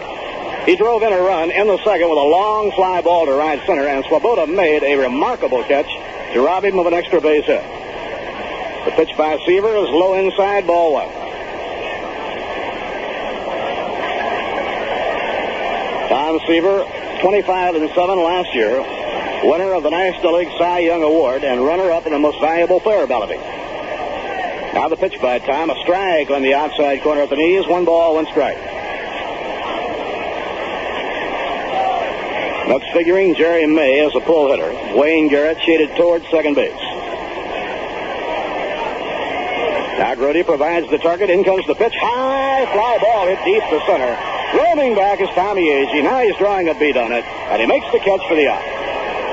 That ball jumped off the bat of Jerry May, but it was hit straight away in center field.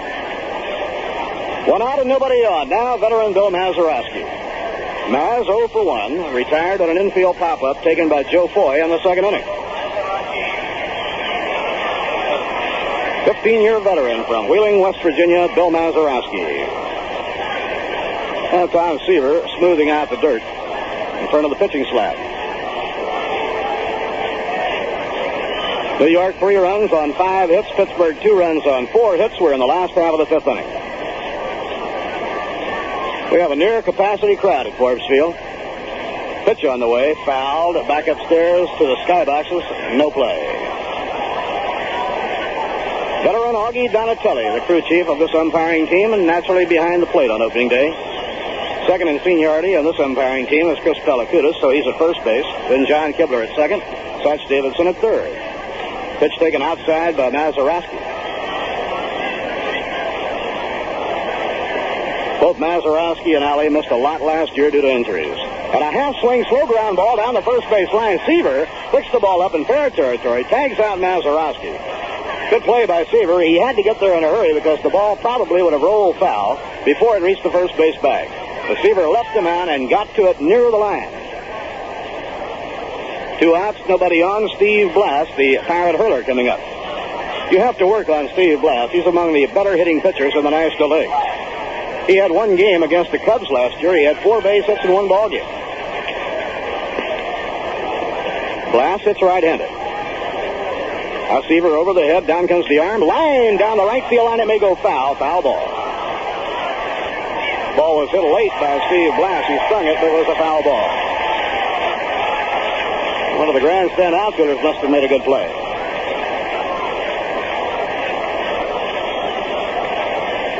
Temperature about 50 degrees here on opening day. It has been overcast. The overcast just now starting to break up. And he tries to bunny his way on. The pitch is strike 2. He offered at it, says Augie Donatelli. Blass ran up on that one. He was going to try and push a bunt beyond the pitcher's reach on the right side of the infield. Now Seaver with a 2-strike count on Steve Blass.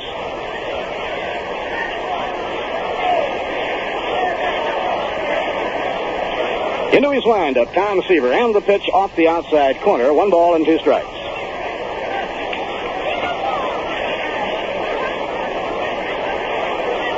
The Orioles and the Indians are tied 1-1 at the end of 3. Seaver thought he had him struck out. Breaking ball just missing the outside corner. And it's 2-2 to Blass.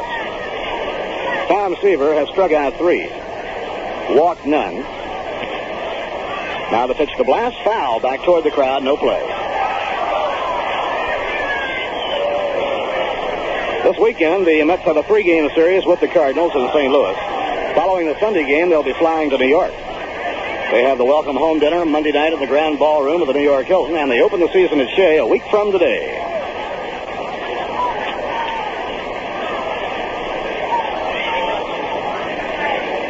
Pitching 2-2. And a slow ground ball back to the mound. An easy play for Seaver. He throws on to first. The side is out. Well, Tom Seaver has settled now to retire 7 in a row. No runs, no hits, no errors, none left on. At the end of 5, the New York Mets 3, the Pittsburgh Pirates 2. If you're shopping around for a new car, and you certainly have a wonderful selection to choose from this year, wouldn't it be nice to know you have the cash to pay for it? You can, and probably cut the cost of automobile financing at the same time, with a low-cost, direct new car loan from Ballston Spa National Bank. Arranging for your new car money in advance, direct from the folks at Ballston Spa National Bank, not only saves you money on the loan, but provides the cash to pay any dealer you decide to do business with. There's an office of Ballston Spa National Bank in Burnt Hills, right on Route 50, as well as the main office in Ballston Spa. And you can phone ahead, if you like, for details and monthly payment figures on the exact amount of cash you'll need for your new car. Call 885-6711, Ballston Spa National Bank, about a money-saving direct new car loan. 885-6711, Ballston Spa National Bank, the bank that saves you money. Might be a great place to do all your banking.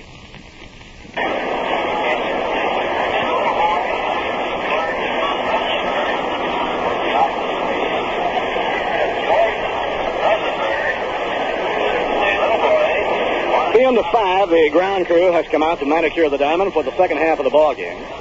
In the 6th inning, Cleon Jones, Art Shamsky, and Ron Swoboda will be hitting against Steve Blass. In the opener at Connie Mack Stadium, the Phillies lead the Cubs 1-0 at the end of 5 innings. Ferguson Jenkins pitching against Chris Short. J.C. Martin is catching Chris Short in that Ferguson Jenkins in that ball game. Randy Hundley sidelined with an injury. The other day opener, Houston at San Francisco, not yet underway. And tonight, Atlanta at San Diego and Cincinnati at Dodger Stadium. Reds opened successfully yesterday in the traditional early opener on a free hitter by left-hander Jim Merritt. Now Cleon Jones. Cleon doubled a run in the 1st inning, and he reached on a walk in the 3rd inning. The lights are on. And we go to the 6th inning as Blass picks up his sign from Jerry May. Here's the pitch on the way, and it's over. Strike 1 call. Cleon's double was well hit to right field over the head of Roberto Clemente, and it brought home Tommy Agee. We have had some long shots in this ballgame. And the pitch is taken by Cleon. 1 ball, 1 strike. Ron Swoboda made a truly remarkable catch on Jerry May early in the ballgame to rob May of an extra base hit. The 1-1 delivery. Breaking ball at the knee is a called strike. Both pitchers seem to be settling down. Seaver has now retired 7 in a row, and Steve Blass has retired 6 in a row. The first 3 innings, both pitchers were being hit hard.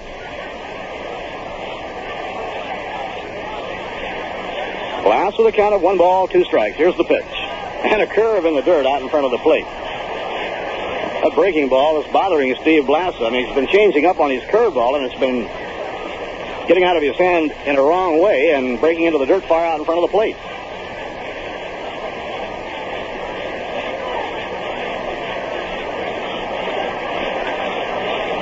The 2-2 delivery, and it's over. Strike 3 call. Cleon is start looking. The 4th strikeout now for Steve Blass. And Blass has now stepped down 7 straight, and it brings up Art Shamsky. You know, the only thing that's going to impress you about a White Owl cigar is how it tastes compared to other cigars. To really appreciate a White Owl cigar, you have to smoke their cigar.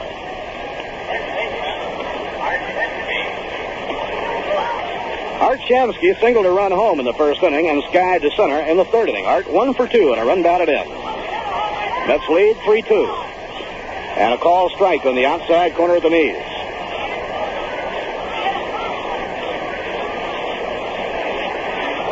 Ron Swoboda will be hitting next.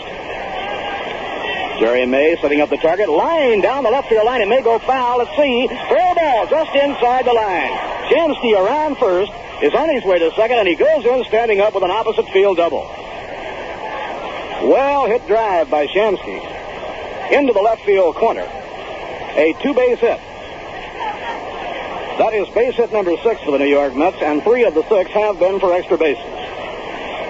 Ron Swoboda stepping in.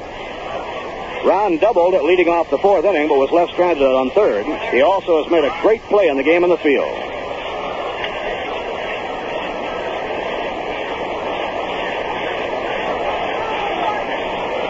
Now blast off the stretch. A swing and a miss by Ron Swoboda.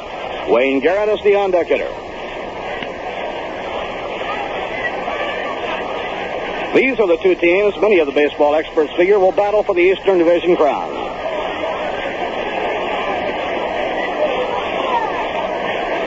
Shamsky leading off second. Blast delivers. And a half swing, and he went through, says Donatelli, at a fastball, and the count is strike 2. And Eddie Yost, coaching at third base, comes down the line. He does not like the call by Augie Donatelli. That gives Blast a 2-strike advantage in facing Ron Swoboda.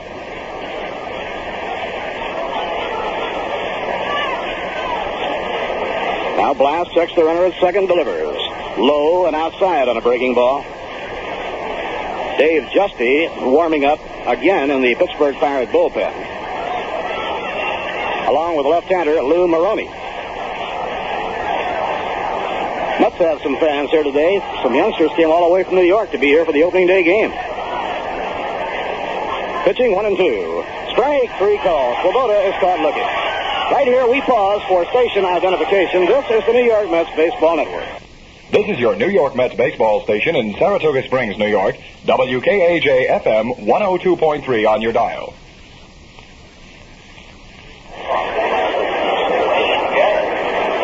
Bob Murphy with Lindsey Nelson and Ralph Kaner. Mets lead the Pirates 3-2. We have a good one going. We're in the top of the 6th inning. They're going to intentionally walk Wayne Garrett and pitch instead to Jerry Grody. Garrett, a left-hand hitter, and so in this spot, Danny Murtaugh will go with the percentages. And the intentional pass is being issued to Wayne Garrett. Jerry Grody has lined out to the second baseman and popped to third. So Jerry is 0 for 2. Here are the warm-ups for the opener at Yankee Stadium. For the Red Sox, it will be Gary Peters, acquired last winter in a deal with the Chicago White Sox. And for the Yankees, their 20-game winner, Mel Stottlemyre. Yankee Stadium opener, scheduled for 3 in the afternoon. Now runners on first and second, 2 men down, and Jerry Grody is the hitter.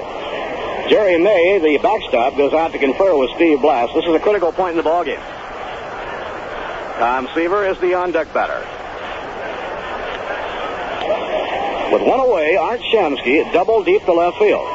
Ron Swoboda was called out for the second out of the inning, and they have intentionally walked Wayne Garrett. Now it's right-hander against right-hander. Blass up in pitching position. Here's the pitch on the way, and he held up on the swing just in time. It's ball 1. Grody started to go and then checked it.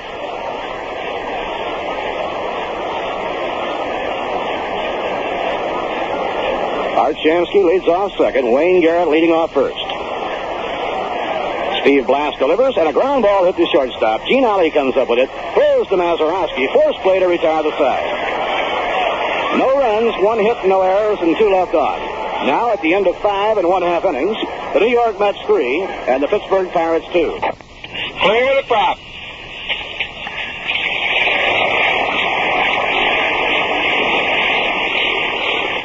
Saratoga Unicom, that's 51245. Have you ever wanted to learn to fly? That could be you this summer taking a friend for a local scenic flight. The Richmore Aviation Flight School at the Saratoga County Airport has 2 full-time flight instructors to give you professional flight training. Richmore Aviation offers flight courses for the private pilot, commercial pilot, instrument rating, and flight instructor. Courses include dual and solo flight time, ground school, FAA, and FCC books and supplies. The Richmore Aviation Flight School is an FAA-approved flight school and is located at the Saratoga County Airport, 3 miles west of the Performing Arts Center on Geyser Crest Road. In Saratoga and the Tri-Cities, phone 885-5354. Or in Glens Falls, phone 792-9949.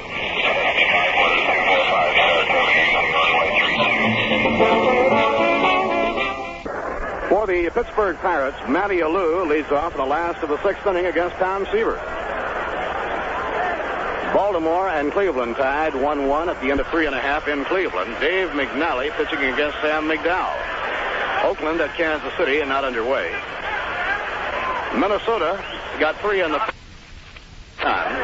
The Twins lead the White Sox 3-0 after an inning. The California Angels and Milwaukee Brewers. California won, Milwaukee nothing at the end of an inning and a half. Andy Messersmith against Lou Krause. And Detroit plays at Washington tonight. We are being held up for a moment while the ground crew does a little work on the warning track out in right field.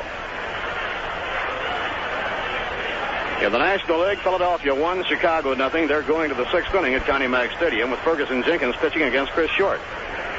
Later today, Houston at San Francisco. Braves and the Padres in San Diego. The Reds and the Dodgers at Dodger Stadium in Los Angeles. Matty Alou has doubled and scored a run and bounced out to Short. 1 for 2. Seaver into his windup. The pitch to Matty. Inside and low, it's ball 1. Top of the order for the Pirates in the last of the sixth inning. Matty Alou, Richie Hebner, and Roberto Clemente. Now Seaver delivers, and Alou takes a look. It goes outside. 2 balls and no strikes. Matty Alou had 231 hits last year. Most prolific hit maker in Major League Baseball. Line to right center field. Agee going after it. Can't get it. And the ball is rolling all the way back to the center field fence.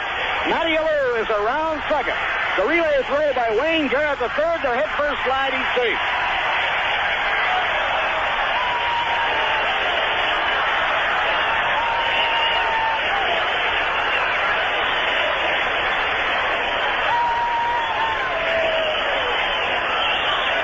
Tying run is on third base, nobody out. Matty Alou hanging out a line drive into right center.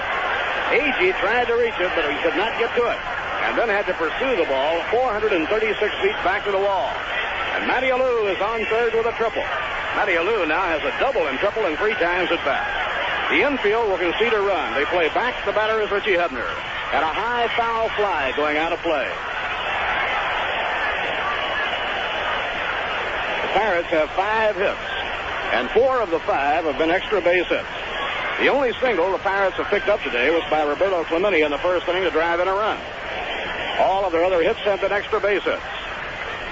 And a high fly ball at the short right field. Garrett is going out. Matty Alou is not tagging up. Garrett makes the catch, and holding at third, Matty Alou. So, 1 man away, and now let's see if the Mets bring the infield in. Roberto Clemente will be the batter.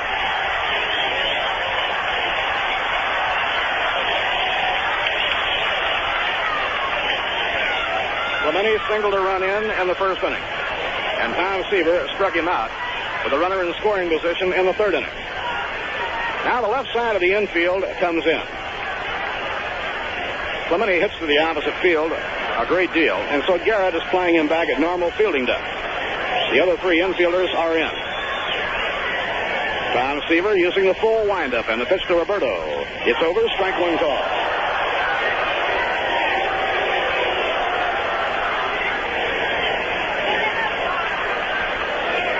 The Mets leading by a score of 3-2. The Pirates, though, have the tying run on third, 1 out. Now Seaver eyes the runner. Matty Alou delivers. A towering pop-up down the right field line. It might go to the crowd. Looking for a play is Shamsky. It's into the crowd. So near and so far. Art Shamsky pinned himself up against the field box railing, tried to reach over and grab it, but it was just out of his reach. Now Tom Seaver has a 2-strike count on Roberto Clemente.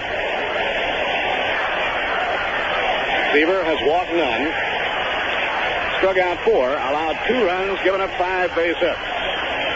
The sun breaks through the overcast, and Tom McKenna, the trainer of the New York Mets, brings the sunglasses out. They also take the glasses to Cleon Jones in left field. Sunglasses brought out to Joe Foy and to Cleon Jones. The angle of the sun has the sun right in the eyes of the third baseman and the left fielder. Now the Mets dugout trying to get the attention of Ron Swoboda, and they move Swoboda closer to the right field line. The windup by Seaver. Here's the pitch. Ground ball hit hard. A base hit to left field. The game is tied as Matty Alou comes home. Clemente with his second run batted in.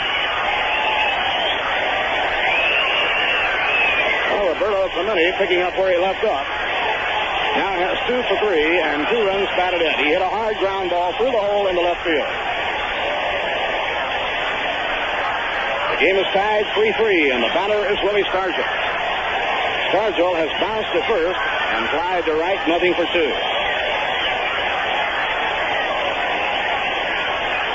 Now Seaver working off the stretch. Here's the pitch to Stargell. And a half swing. The ball is in the dirt, blocked by Jerry Grote, and no advance. 1 ball and no strikes to slugger Willie Stargell. First baseman Al Oliver of the Pirates is the on-deck batter. The totals are even now. Each team has 3 runs on 6 base hits.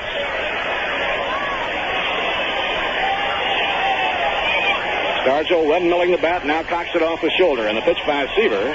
Fastball over the outside corner, a call strike. 1 ball and 1 strike. Well, a good crowd today at Forbes Field for the opener for the Pirates, and a good ball game. Stargell is the hitter with 1 out. Mets have the infield looking for 2. Now the pitch.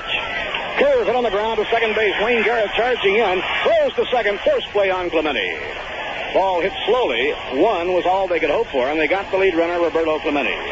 Wayne Garrett to Bud Harrelson.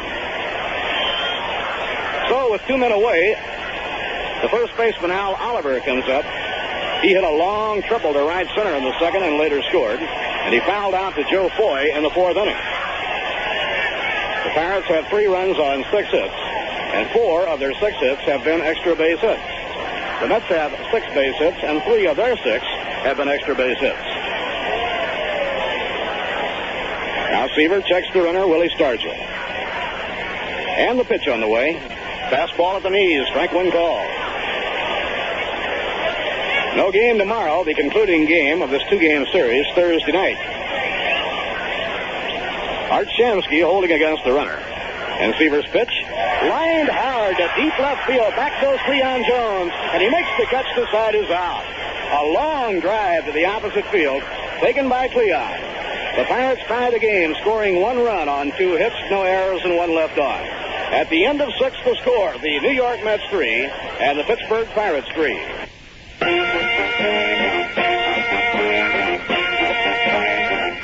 All roads lead to Carmody Ford and Mercury at the junction of routes 29 and 40 in busy Greenwich. Come to Carmody Carland and see their big selection of Fords in stock. You'll find Torinos, Mustangs, Thunderbirds, Falcons, and the new Maverick in dozens of different body styles. Remember, you can't say Carmody without saying car. And for the best deal on a car, see Bill Rowe, Joe Zostak, or Jack Carmody. A good bunch of guys to do business with at Carmody Ford. Before you buy, check the Carmody deal. You'll like doing business at Carmody. Their overhead is low, and at Carmody Ford, everybody works to serve their customers. There are no padded payrolls. Every dollar you pay goes into automobile value. Take the pleasant drive to Greenwich. It's only minutes to Carmody, your country Ford dealer. For the best deal on a car, see the men at Carmody Ford and Mercury. You can't say Carmody without saying car, and the best deal on a car is at Carmody Ford and Mercury at the junction of routes 29 and 40 in busy Greenwich.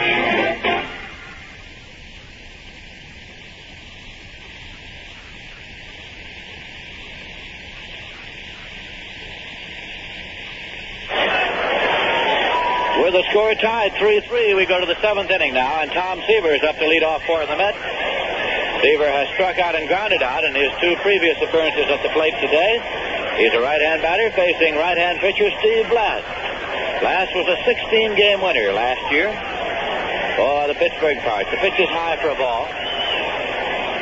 Blass makes his home in Canaan, Connecticut. Seaver makes his home in Greenwich, Connecticut.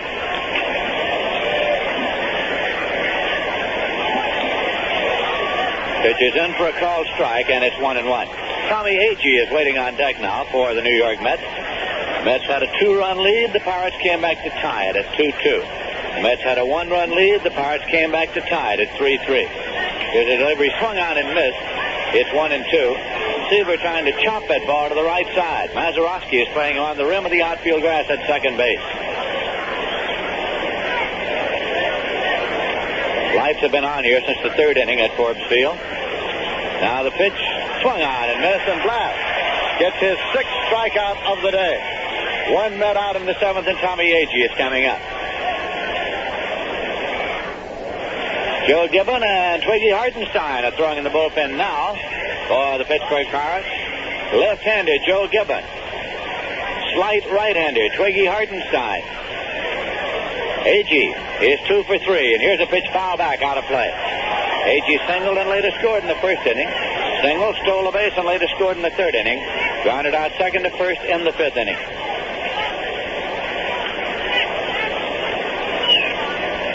Glass has settled down after getting off to a shaky start here. Now the pitch. It's high for a ball. Jerry Mays behind the plate this afternoon on opening day for the Pirates. Manny Sanguillen would have been there, but for the fact that swinging at a pitch at the Pirate camp in Bradenton, he pulled a muscle underneath the rib cage, and after watching him take batting practice yesterday, Danny Murtaugh scratched him and inserted Jerry May. That pitch is low and away. May steps out in front of the plate now, returning the ball to Steve Blass. 2 balls and 1 strike.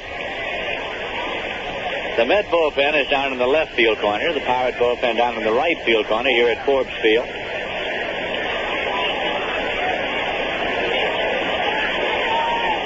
This will be a 2-1 delivery. Steve Blass offers, and it's swung on and fouled off the ankle of Tommy Agee.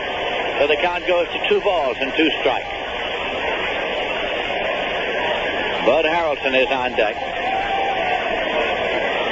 The Mets starting lineup today provided something of a surprise in that Art Shamsky was at first base, Wayne Garrett at second. Ken Boswell was away for 4 days on military reserve duty in Texas, and manager Gil Hodges said yesterday he just didn't think that Boswell would be sharp enough to be in the opening day lineup. Boswell did return late yesterday. There's a curveball in for a called strike 3. Glass with a curveball strikes out Agee for his 7th strikeout of the day. So strikeouts back to back, and now Bud Harrelson's coming up. Slide to center, grounded out third to first, grounded out pitcher to first. Harrelson is a switch hitter batting left. It had been expected by many that Gil Hodges against the right-hander might start Cranepool at first and Shamsky in right field to get the 2 left-hand batters in there. Pitch is high for a ball. He said he wanted Shamsky's bat in the lineup all right because of the absence of Boswell's bat. So he played Garrett at second base, Shamsky at first, and Swoboda on right. Pitch is high for a ball. He said he was giving Swoboda a chance to play every day against the righties and the lefties. A writer said, how long will that experiment last? Manager Hodges says as long as Swoboda allows it to last. Here's a 2-0 pitch. Swung on and looped out into right field. It's in there for a base hit. Clemente comes up, plays it back, and Bud Harrelson turns and holds with a looping single to right field. It comes with 2 men out here in the top of the 7th and brings up Joe Foy. Foy grounded out, had a sacrifice fly to right to drive in a run, and struck out swinging.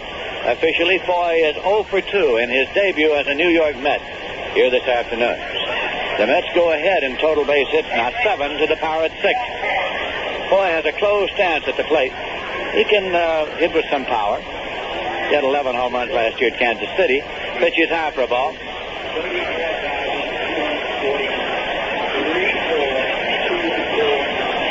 Well, the attendance here this afternoon far exceeds anything that the Pirate management expected. A big crowd on hand at Forbes Field for the opener, and that should be an indication of all the excitement we'll have this year in National League Baseball.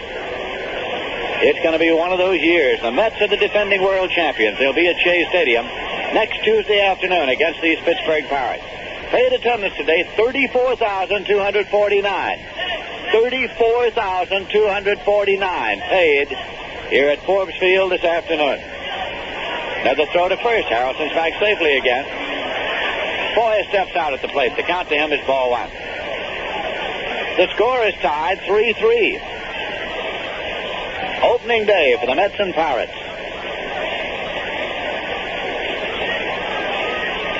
Steve Blass throws over again 4 consecutive times. He's thrown over to try to shorten up Bud Harrelson.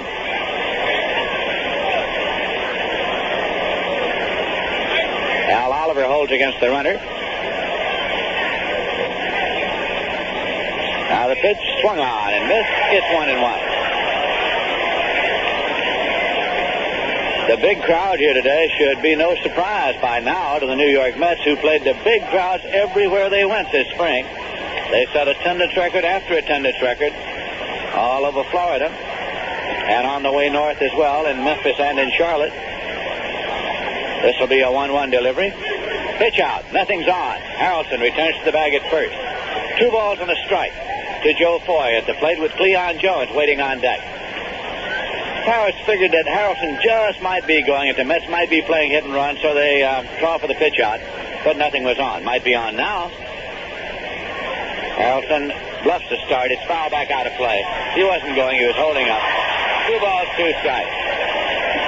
The ball hung up in the top of the screen here, and that explains the crowd reaction you may have heard. It's an exciting opening day crowd here at Forbes Field. They're ready for almost anything. It's been a long, cold winter. The baseball season, in fact, is here. This will be a 2-2 pitch now. Swung on a high infield pop to the right side. Mazeroski calls. He's underneath up near the rim of the infield grass. Makes the catch. Stride is out. It's no runs, a hit, no errors, and 1 left. In the middle of the 7th inning, the score is the New York Mets 3 and the Pittsburgh Pirates 3.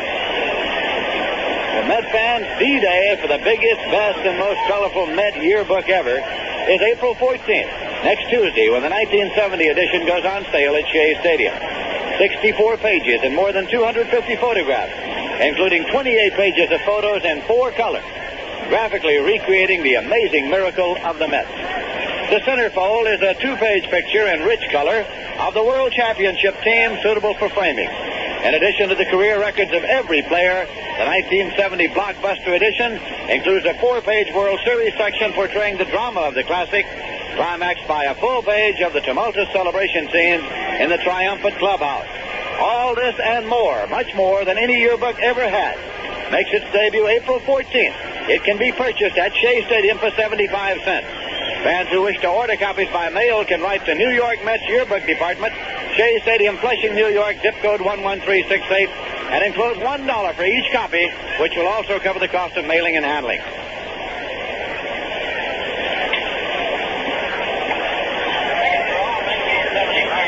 We'll be going to the bottom of the 7th inning here now. The Pirates will have Gene Alley up there to lead off, facing Tom Seaver, who started and has been all the way for the New York Mets. A 3-3 tie in the 7th inning. The Pirate fans are up and stretching. Gene Alley struck out and lined out to second base.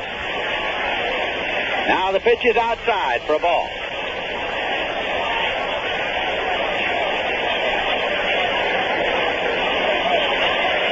Very good. He sends out a sign, and here's Seaver's 1-0 offering. It's in there for a called strike. Gene Alley hit .246 last year over the course of a season, much of which was spent on the bench by him because of injuries. He is a former National League All-Star shortstop. Here's a foul ball backing out of play, and it goes to 1-2 to Gene Alley. Jerry May is waiting on deck. Pittsburgh Pirates, one of the hardest hitting teams in baseball, and the New York Mets, the defending world champions, are tied 3-3. Breaking pitch fouled off. Alley just got the bat on the ball. It's just what he was trying to do with that one. Thinking it just might catch the outside corner. Knew he couldn't pull it. It's fouled off, and the count is 1-2. Again, Seaver offers up a pitch. Takes a lot off of that one, and the change is hit in the air to center, and Agee can't get it. It's the base hit. One hopped and played back. So Alley gets the base hit off the change. It's a leadoff single for the Pirates here in the bottom of the 7th. They have the tie-breaking run on board with nobody out and Jerry May coming up. Let's see how manager Danny Murtaugh plays it. Now, May His catcher is a long ball hitter. He hit .232 last year. He's the number 7 man in the order. He's followed by Mazeroski. Art Shamsky comes over now to hold against the runner at first base for the Mets. Seaver up and set. Here's the pitch to May. He squares, bunts, foul. It's out of play, right down at his feet. So the sacrifice was on. Now, does Murtaugh leave it on the second pitch? Does he switch off and go to the hit and run? Frank Osiak is relaying the sign now to Jerry May. Joe Foy is guarding the line at third, ready to charge. Shamsky is holding against the runner at first. Jerry Grody alert behind the plate, ready to get out there on the possible bunt. The count is strike one to Jerry May. Seaver is working off the stretch, checks the runner. Here's the pitch. May squares, bunts, and misses. It's strike two. Now, would he leave it on all the way? Chances are he would not. Chances are he would allow May to swing away. That's what May's finding out now. Meanwhile, manager Gil Hodges has action in the Met bullpen. Left-hander Tug McGraw, right-hander Ron Taylor up and throwing. We're in the 7th inning. This is a 2-strike delivery to May. The bunt's not on. He fouls it back with a full swing out of play. So the count holds at 0-2 to Jerry May. He's reading the sound of Osiak again. Chances are he'll be free to swing away from here on out with an 0-2 count. But the bunt was on for the first 2 pitches. Score tied, 3-3 in the 7th. Now the pitch swung on and popped up foul down the line and left, 15 toward the stands, out of play. Count continues at 2 strikes. The Mets got 2 runs in the top of the first. Pirates got 1 in the bottom of the first and 1 in the bottom of the second to make it a 2-2 tie. In the top of the third, the Mets went ahead again, getting a single in to make it 3-2. Pirates got 1 in the 6th to make it 3-3, and that's where we are just now. We're in the bottom of the 7th, score tied. Here's a swing and a drive deep to left, way back McStay's fair. It's gone, and it is a foul ball. A foul ball, way down over the wall in the left field corner. Jerry May, whom, as we say, is capable of hitting the long ball, rode one out of here, a foul ball. Oh, boy, the count's 0-2 to Jerry May as he comes back to the plate.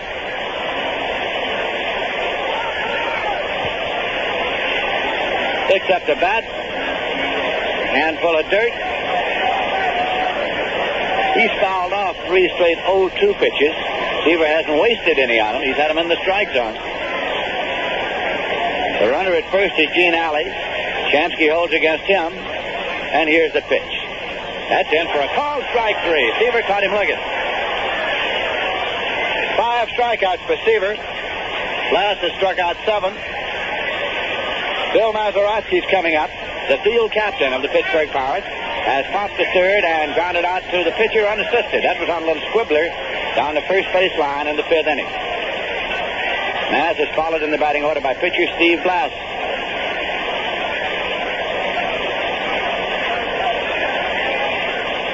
Now Seaver checks and deals. Pitcher's in for a called strike.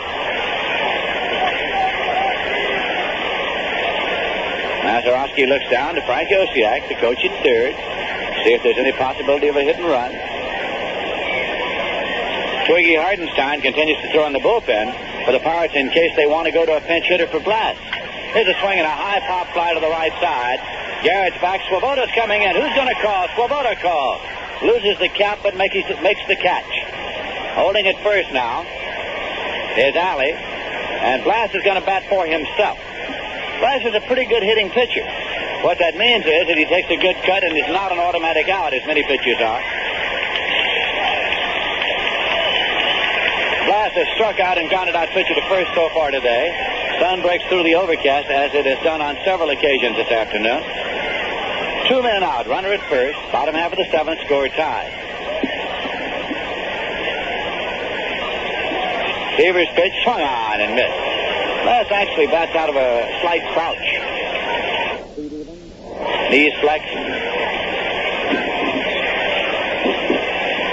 Alley takes his lead at first base.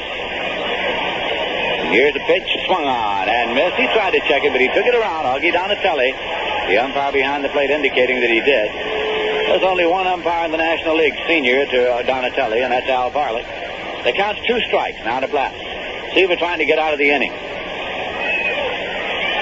Two-strike delivery. Swung on foul back. Count holds at 2 strikes. Tug McGraw and Ron Taylor continue to throw in the Met bullpen. Twiggy Hartenstein has sat down in the bullpen of the Pittsburgh Pirates since Glass is batting for himself. Seaver off the stretch. 2-strike delivery, sidearmed and belted into center. It's a base hit. Agee over, up with it, holding at second is Alley. The throw comes in, runners at first and second. We pause for station identification. This is the New York Mets Baseball Network. This is your New York Mets baseball station in Saratoga Springs, New York. WKAJ FM 102.3 on your dial.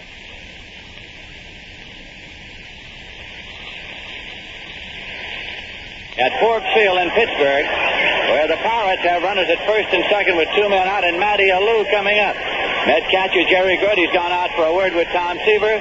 The score is tied 3-3. The sun is shining brightly at this moment. Matty Alou has doubled and tripled and grounded out in 3 times at the plate today. Seaver's work is cut out for him. That is the tie-breaking run at second base. Now Seaver sets up. The pitch to the left-hand batter. Swung on and foul back. It's strike 1. Matty Alou is one of the toughest men in the National League to strike out. He gets the bat on the ball somehow, some way.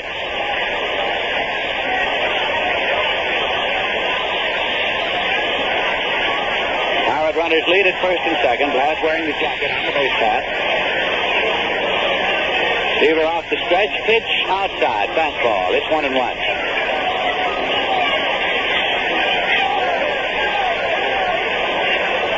Alou struck out only 35 times last year and 698 times at bat. That's getting the bat on the ball. Here's a curveball, and it's taken by Seaver. A line drive that Seaver went up and snared at the mound for the out.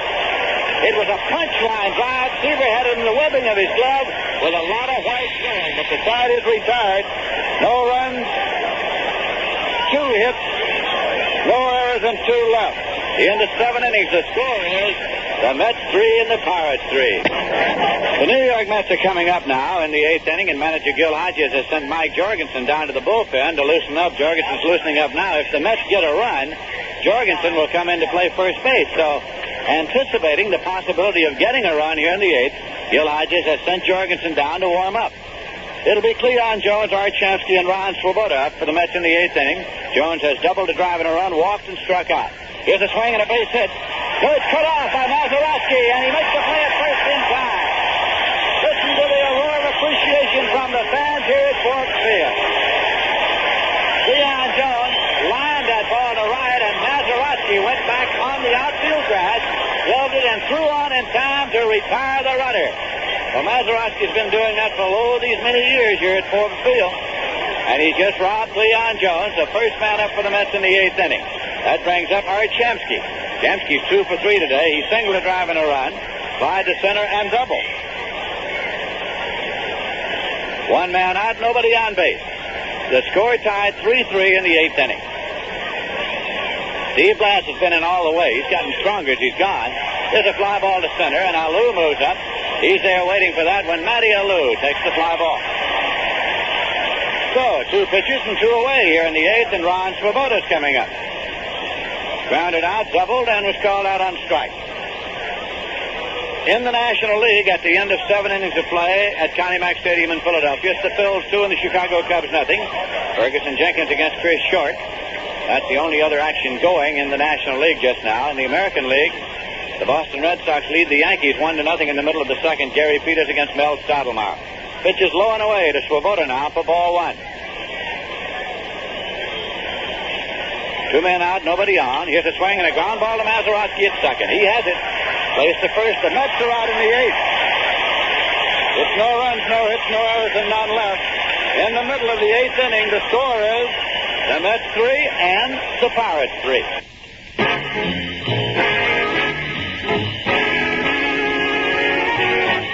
Well, Mets fans, we're into another season, and we hope a really great one for your ball club. Friendly Freddy is also going into another season of car washing, a really great one for his club. Friendly Freddy's is the only fully automatic car wash in Saratoga Springs. Their motto is, nothing for you to do but sit back and relax. Friendly Freddy's Car Wash offers you the quickest and most convenient car washing service in Saratoga. They're located on High Rock Avenue, 1 block off Lake Avenue. At Friendly Freddy's, they have a facility for everyone. A coin-operated wash for the do-it-yourselfers, the most up-to-date vacuum cleaners, and, of course, the automatic car wash. You just drive in, stay in your automobile, and before you know it, your car is coming out cleaned and, if you like, waxed. All this service for only $1.25. Wax is 50 cents extra. Believe me, Mets fans, this is a bargain with today's inflated prices. Come on in and give them a try.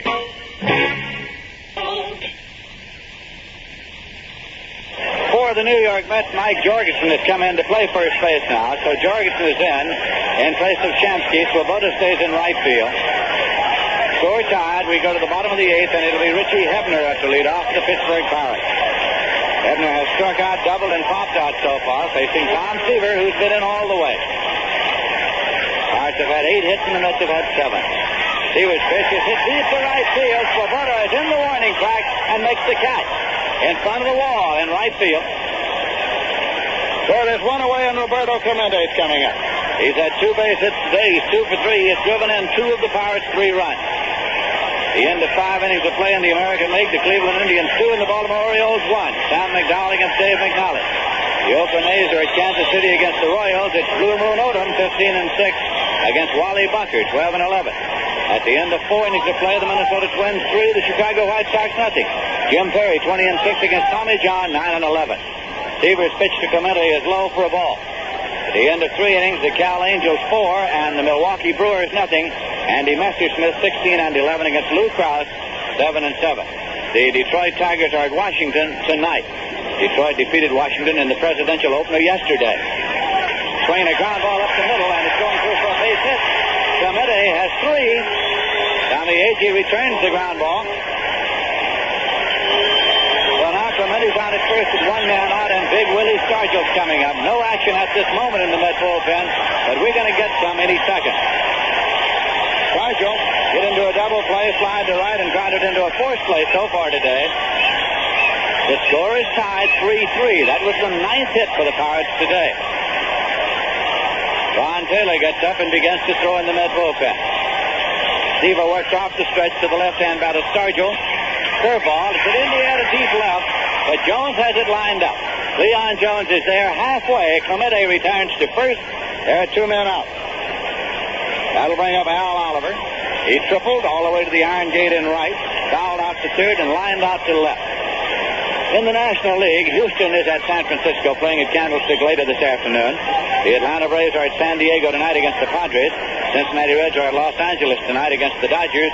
Cincinnati in the preseason opener defeated Montreal yesterday. The St. Louis Cardinals have not yet opened. They will open tomorrow in Montreal against the Expos. Right here, the score is tied 3-3, and Al Oliver is up. He hit .285 with 17 home runs last year for the Pittsburgh Pirates. Seaver checks and deals. Here's a swing and a foul ball. It's going to go out of play into the stands behind third base. Strike 1 to Oliver. Only Ron Taylor, a right-hander, throwing in the Met bullpen.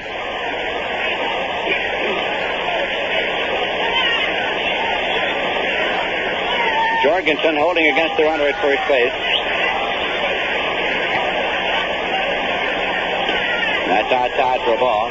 In talking with baseball writers yesterday, manager Gil Hodges volunteered the opinion that he considers Mike Jorgensen one of the finest defensive first basemen he's ever seen.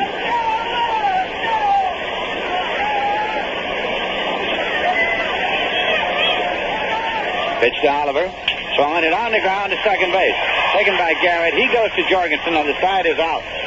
It's no runs a hit, no errors, and 1 left. At the end of 8 full innings of play, the score is the New York Mets 3 and the Pittsburgh Pirates 3. Hi, this is Bob Walton at Walton Sports Shop, urging you to stop in and see us when you need camping equipment. Now that vacation time is on its way, have you found in checking over your equipment that you need something additional? Stop in and see the wide selection we have to offer. Walton's carries pack frames, canteens, and mess kits. If this is your first year for tenting, then be sure that you see Walton's for all styles of tents, air mattresses, and Coleman stoves and lanterns. Walton's also carries a full line of famous name sleeping bags. Of course, at Walton's, hunters can find everything in one convenient location. Guns, ammunition, and hand-loading equipment, as well as rifle scopes to make those long shots surer and safer. A complete line of equipment for all sports is what you'll find at Walton Sports Shop, Lake Avenue in Saratoga, where sportsmen cater to sportsmen.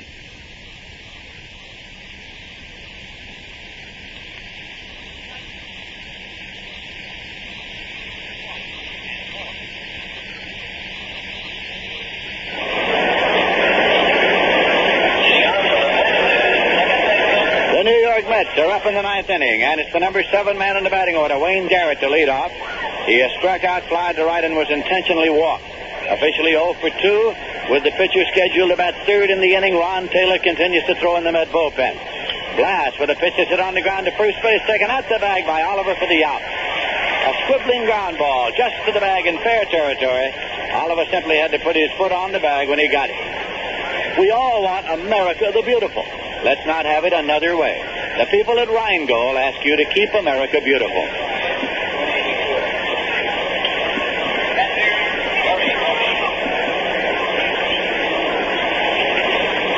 Ed Cranepool has moved out on deck now with Grody at the plate. Here's a swing and a miss for strike one.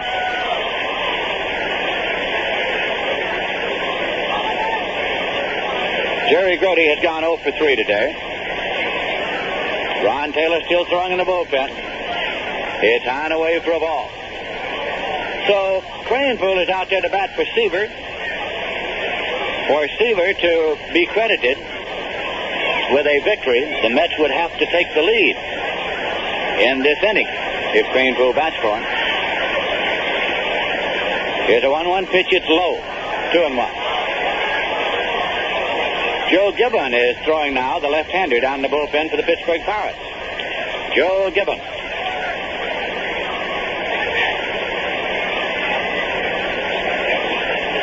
Here's a 2-1 pitch. Swung on and foul back. Steve Blass said before yesterday's ball game that of the Mets, he always thought Cranepool hit him better than anybody.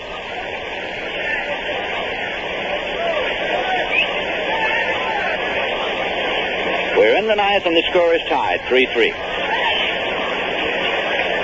The count to Grody is 2-2. Blass with the pitch, swung on and missed. Strikeout number 8 for the Pirate right-handed. So there are 2 Mets out, nobody on. Cranepool is up to bat for Tom Seaver.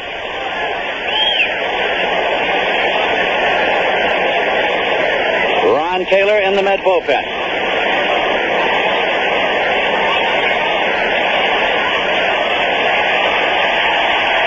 A fan has come on onto the field, and that is the explanation of the crowd reaction you hear.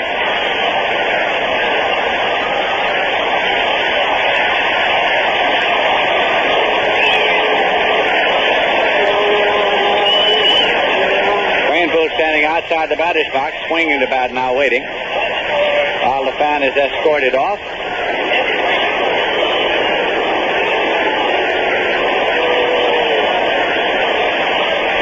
Seaver's out of the ball game. He pitched 8 innings, allowed 3 runs on 9 hits, struck out 5, and walked none. Cranepool left with 2 men out and nobody on base. Score tied 3-3. Pitch is low for a ball. Tommy Agee is on deck. Mets batting in the ninth. Foul back.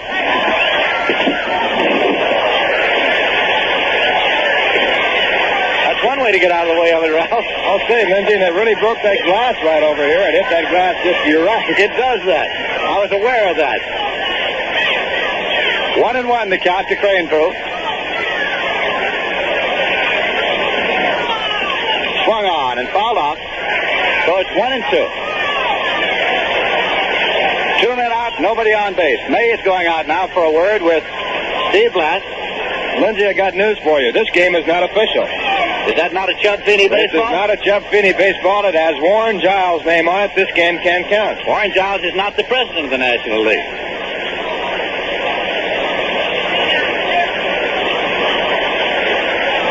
Cranepool now measures his stance. Here's the 1-2 pitch. And it's outside for a ball. 2-2 the count.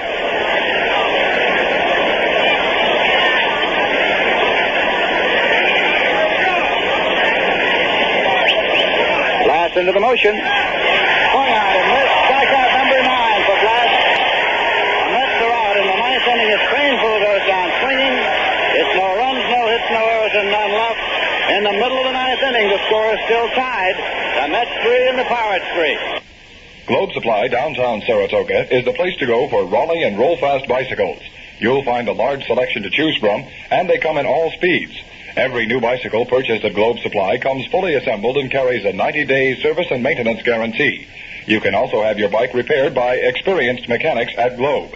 For all your bicycle accessories and parts for English or American bikes, shop Globe Supply, downtown Saratoga, open daily from 8:30 a.m. to 6 p.m. Friday night until 9 p.m.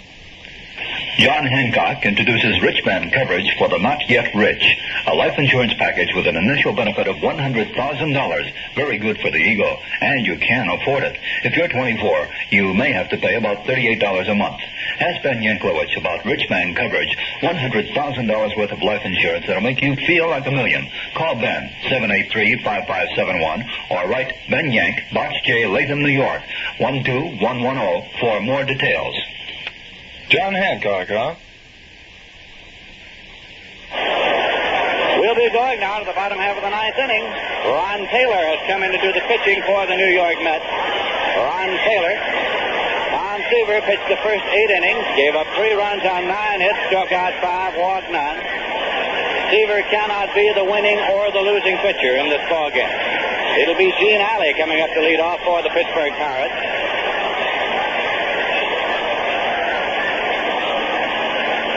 In the middle of the 8th inning, it is the Phillies 2 and the Chicago Cubs nothing.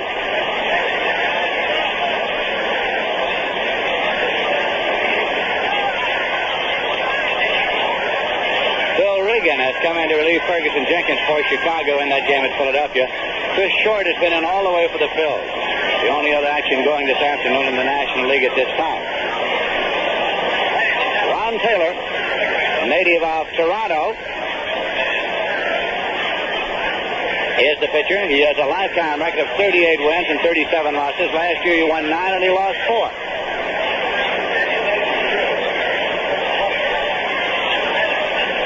Play is being held up just for a moment now while some of the grounds crew cleans up a little debris that's been thrown out onto the field from the stands out in right field. So Ron Taylor makes his first relief appearance of the 1970 season here.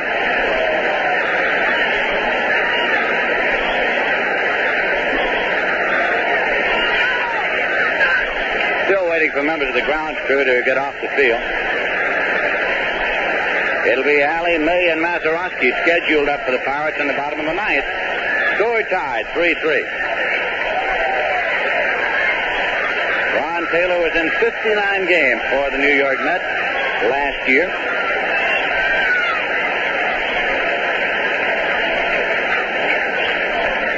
Here's a swing and a miss for strike 1. Taylor had an appearance in the championship series and was in the World Series as well in 2 games. He had 2 appearances in the championship series and 2 in the World Series. Sidearm pitches it on the ground to short. Harrelson up and over to Jorgensen in time, and Alley is out. Now Jerry May. He had a sacrifice fly to right in the second as Swoboda turned in a circus catch of the ball. He flied to center in the 5th and was called out on strikes in the 7th after having fouled the ball down the left field corner, barely foul out of the park.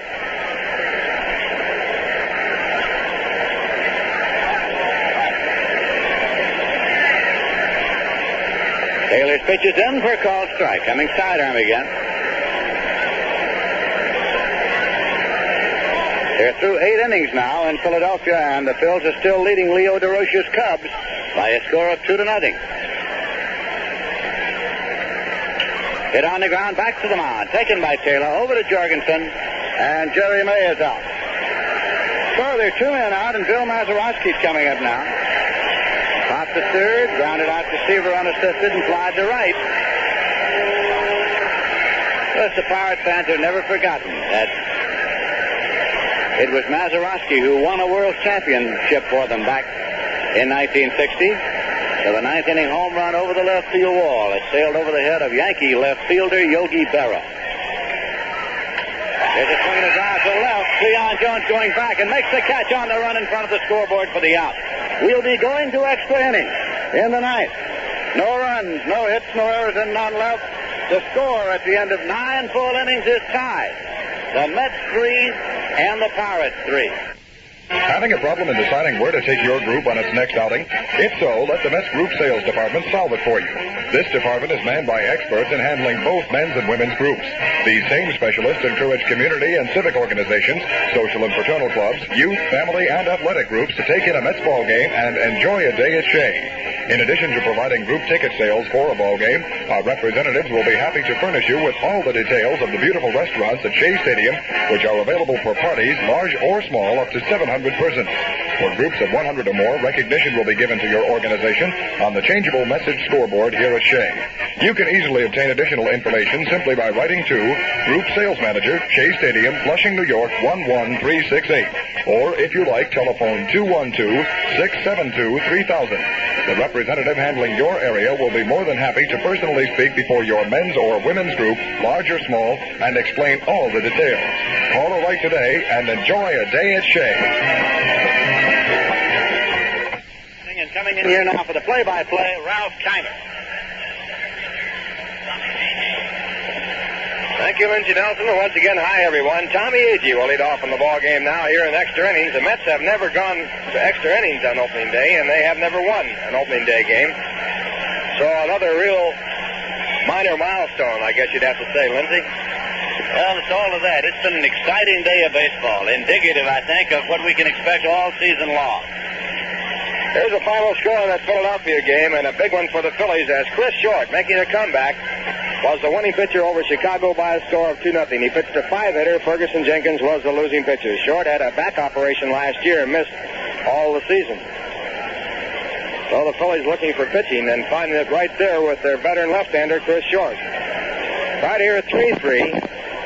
Pirates have had 9 hits, the Mets have had 7, and Tommy Agee, the first batter, and the first pitch by Twiggy Hartenstein. By Steve Blask, is swung on a miss, strike 1. Agee 2 for 4 in the game. He has scored 2 runs. Now Blask back, and the pitch is hit hard by the third baseman into left field, and Tommy Agee now 3 for 5. Tommy makes the turn at first, and the Mets have a runner at first base with no one out here in the 10th inning. That'll bring up shortstop Bud Harrelson.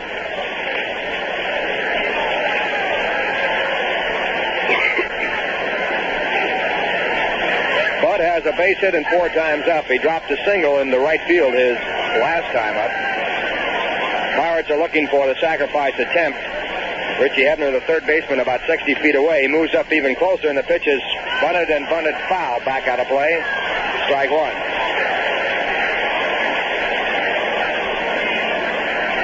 Joe Gibbon and now Twiggy Hartenstein again throwing in the bullpen for the Pirates. Steve Blask going here in the 10th inning. He has outlasted Tom Seaver. Steve won 16, lost 10 last year, and the right-hander now sets. Again, the third baseman in close, expecting a bunt.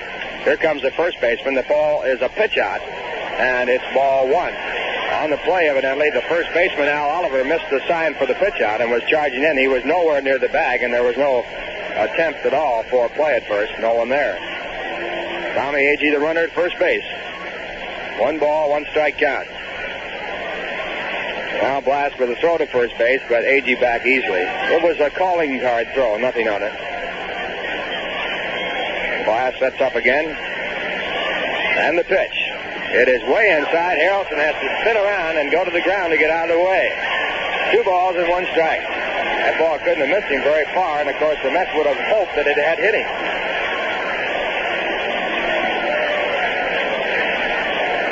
2 balls, 1 strike.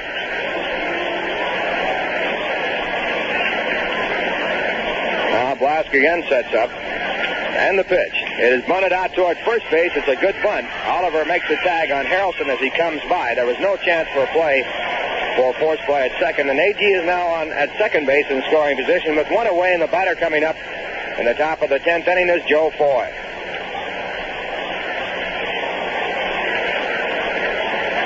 Joe is looking for his first National League base hit. He has a run batted in. It came on the line drive sacrifice fly to right. He has grounded out in the hit and run play, moving the runner up to second. He has struck out and popped to second. Now time call momentarily. Fans on the field down in the right field area trying to be helped up into the stands by one of the others, and he can't make it, so he's now trotting off the field, off toward the Pirate bullpen. 34,249 here for this ball game, the largest crowd they've had on opening day at Forbes Field since 1966. Now the sun shining brightly in Pittsburgh. This has been, as Lindsay said, an extremely exciting ball game.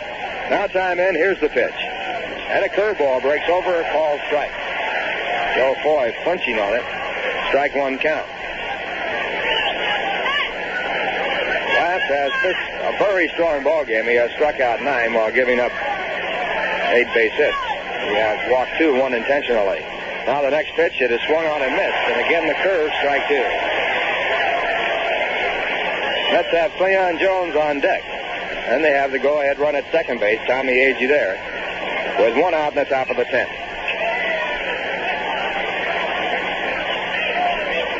Now the signs are out. And a play on at second base. Agee back easily. Shortstop Gene Alley coming over to take the throw from Blask. It was not even a bit close. 2-strike count. Agee off the bag at second. And the pitch. It is low and away. 1 ball, 2 strikes. Yogi Berra, the coach at first base, yelling encouragement to Joe Foy. Eddie Yost guarding the runner at second base, his third base coaching spot. 1 ball, 2 strikes. Blast, all set to go, and the pitch. It is popped up. The catcher, Jerry May, under the ball, right by his catcher's position, and he makes the catch. Joe Foy is out. That gives the Pirates their second out in the 10th inning, and it brings up Cleon Jones with the go-ahead run at second base. And we pause for station identification. This is the New York Mets Baseball Network. You're listening to New York Mets Baseball on WKAJ-FM 102.3 in Saratoga Springs, New York, the home of the New York Mets. Lindsey Nelson and Bob Murphy from Forbes Field in Pittsburgh. A 3-3 ball game. The Mets with a runner at second. 2 men out, top of the 10th. And the batter is Cleon Jones. Cleon has a double and 3 official times up, a run batted in, and he had a base hit taken away by Bill Mazeroski, the second baseman. And the first pitch by Blask is high, it's ball 1. Cleon also has walked. Right here, Lindsey, a .340 batter off last year's performance. First base is open. And Mike Jorgensen, the on-deck batter, a rookie. Danny Murtaugh is having his pitcher work to Cleon Jones. Now the 1-0 pitch. A check swing, ground ball out toward the hole at second base. Mazeroski back in deep right field. He fields the ball, makes the play. Now a play at the plate is coming in to score is Agee. And he is tagged out. And the side retired. Bill Mazeroski going back into shallow right field to pick that ball up on the ground. He knew he had no play at first base. He turned and flipped the ball home. A little easy throw, the best he could do. It was perfect, right on line, and Eddie Yost, hoping to surprise Bill Mazeroski and the Pirates, had sent Tommy Agee in, and he was an easy out at the plate as the tag was made by Jerry May. In the inning, no runs, 1 hit, no errors. 2 hits, no errors, and 1 man left on, and the score. In the middle of the 10th inning, the New York Mets 3, the Pittsburgh Pirates 3. The finest in Italian cuisine and a wide array of steaks, chops, and seafood await your dining pleasure at Mangino's Restaurant, located on the south end of Saratoga Lake. But there's a big difference between just ordinary Italian or American cuisine and Mangino's fine food. At Mangino's, your order is never prepared hours before. Mangino's realize that good food cannot be hurried, and they ask you to give them a little time to prepare it properly. All dishes are prepared to your order when your order is placed, never before, and it hasn't been simmering away for hours or minutes. That's the big difference at Mangino's. Why not enjoy eating Italian food the way it should be savored and dine at Mangino's Restaurant, located on the south end of Saratoga Lake on Route 9P, just 2 miles from Route 9. A complete line of Italian specialties are served to tempt the palate, and their steaks and chops and seafood are equally as delightful. If you're planning a party or a banquet for up to 75, call Mangino's for their special party menu. That's Mangino's Restaurant, the home of truly fine foods on Route 9P at the south end of Saratoga Lake. We're going now to the bottom of the 10th inning. The Pirates coming up. The score tied 3-3, and a pinch hitter for Steve Blass is going to be Bob Robertson. Bob last year started the season with the Pirates, batted .208, and was sent down to the minor leagues where he batted .261, but with 34 home runs. Robertson, a power hitter, utility ball player, first baseman, third baseman, outfielder, and a power hitter batting for Steve Blass. So both starting pitchers, Tom Seaver and Steve Blass, are out of the ball game, and the game will be in the hands of Ron Taylor, and later on, if it goes into the 11th, a relief pitcher of the Pirates. And the first pitch to Robertson. Going on a miss, strike one. Robertson had a tremendous spring training. He batted .441 in the spring with 3 home runs and 14 runs batted in.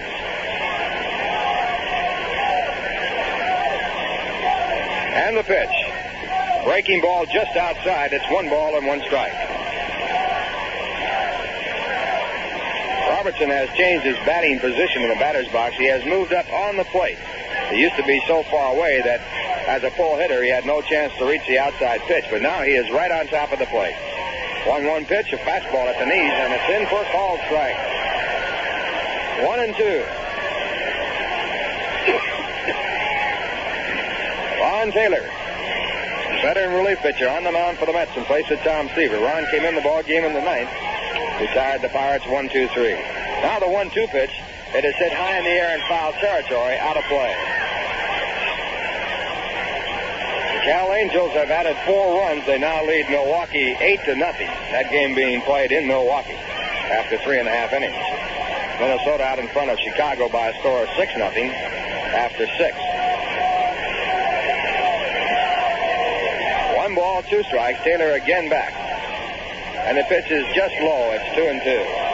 Boston 2, the Yankees nothing after 3. Cleveland 2, Baltimore 1 after 6. The end of 1.5, Oakland 1, Kansas City 1. 2 balls, 2 strikes. Tie game 3-3, bottom of the 10th, no one out. And the pitch to Robertson is hit high in the air to center field. Towering high fly ball. Tommy Agee pounding the glove is under it, and he makes the catch. 1 away in the bottom half of the 10th, and that brings up Matty Alou.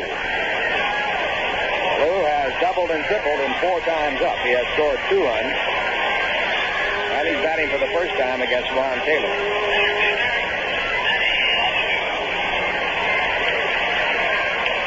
Alou being played just about straight away by the Mets. Leon Jones near the line in left field, shaded over just a little bit. And Taylor's first pitch.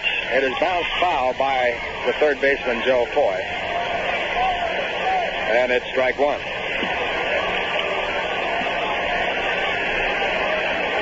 Frank Osiak, the third base coach for the Pittsburgh Pirates. Don Leppard at first base for the Pirates. Now the pitch. Grounded right back to Ron Taylor. He takes a one-hopper, throws to first base, 2 men away. Now with 2 men out in the bottom of the 10th inning, the batter will be the third baseman, Richie Hebner. Richie has a double and 4 official times up in the game.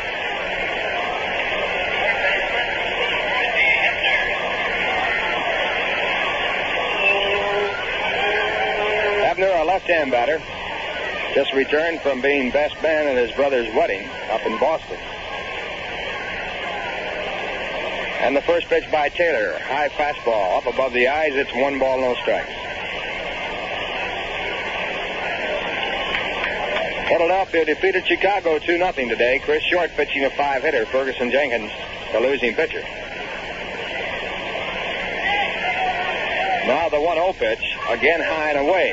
Ball 2. Tug McGraw is loosening up in the bullpen for the Mets. Twiggy Hartenstein, a right-hander, throwing in the bullpen for the Pirates. Pirates will have a new pitcher if the game goes to the 11th. Now at 2-0, the pitch to Hebner. It is outside and high, ball 3. The on-deck batter is Roberto Clemente. So it's 3-0 to Hebner with Clemente due up next. Clemente's had a hot day today. Taylor. Now on top the pitching rubber, checking out the sign. Here's the windup and the 3-0 delivery. It is swung on but grounded foul. Strike 1. Hebner turned loose with 2 men away in the bottom of the 10th inning. And he grounded the ball foul. And the count now 3 balls and 1 strike.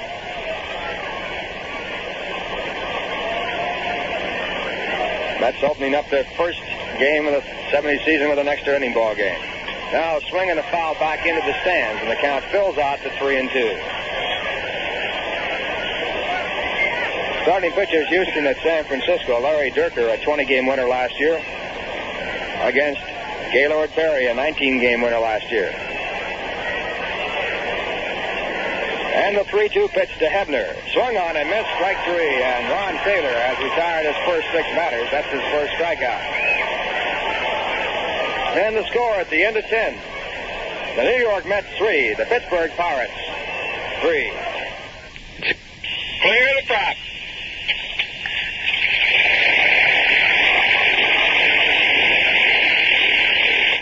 Saratoga Unicoms, that's a 5124. Have you ever wanted to learn to fly? That could be you this summer, taking a friend for a local scenic flight. The Richmore Aviation Flight School at the Saratoga County Airport has 2 full-time flight instructors to give you professional flight training. Richmore Aviation offers flight courses for the private pilot, commercial pilot, instrument rating, and flight instructor. Courses include dual and solo flight time, ground school, FAA, and FCC books and supplies. The Richmore Aviation Flight School is an FAA-approved flight school and is located at the Saratoga County Airport, 3 miles west of the Performing Arts Center on Geyser Crest Road. In Saratoga and the Tri-Cities, phone 885-5354. Or in Glens Falls, phone 792-9949.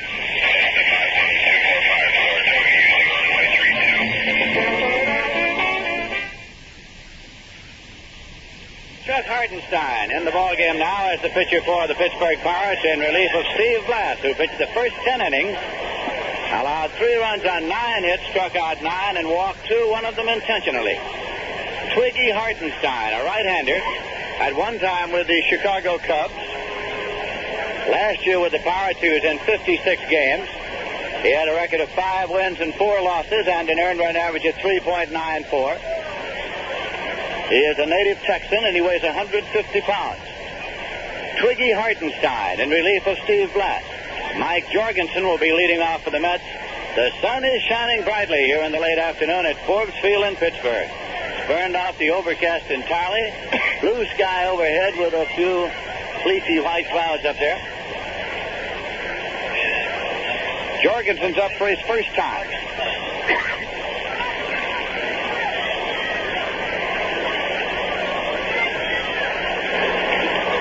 He's a left-hand batter.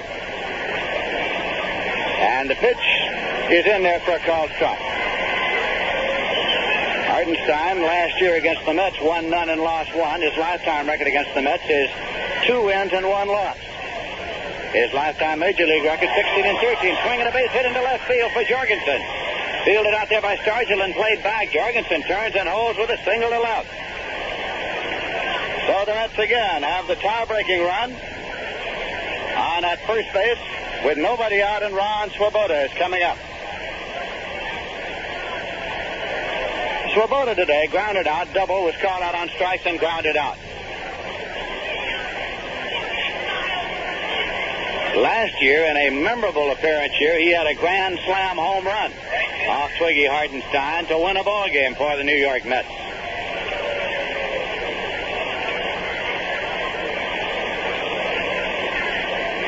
Pirates have to protect against a possible sacrifice. He squares and takes the pitch in for a called strike.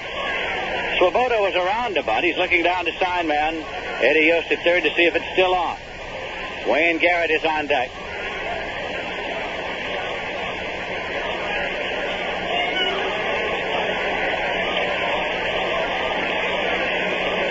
Here's a pitch, and it's bunted right out in front of the plate. Play at second base, and he is safe. As the throw was high, Alley had to go up, and Jorgensen slid in underneath. So, Swoboda is on at first, Jorgensen's on at second. It is an error charged against the catcher, Jerry May, on the throw. A sacrifice and an error, and that brings up Garrett now with runners at first and second. They still have to protect against the sacrifice. Score is tied 3-3, and we're in the top of the 11th inning. Garrett today struck out, flied out, was intentionally walked and grounded out. Garrett at the plate and Grody on deck. Third baseman Richie Hebner playing in the cutout of the grass at third now in anticipation of a bunt attempt by Wayne Garrett. Hartenstein working off the stretch. Garrett squares, bunts the ball to the first base side of the mound. The play is at first. It is a sack moving the runners up. It was second baseman Bill Mazeroski who took the throw at first. So now Jorgensen is at third, Swoboda is at second, one man out and Grody coming up. And coming out on deck now is Ken Boswell to bat for Ron Taylor. Cal Kuntz is up and throwing in the bullpen along with Tug McGraw. We're in the top half of the 11th inning. Score tied 3-3. The Mets with two runners in scoring position. Manager Danny Murtaugh of the Pirates brings his infield in now. Infield in for the Pirates to try to choke off the run. They're going to walk Grody and pitch to Boswell. Grody is being intentionally walked with first base open. This is to set up the double play possibility on the force all around. Outside for one. Here it is outside, ball two to Grody.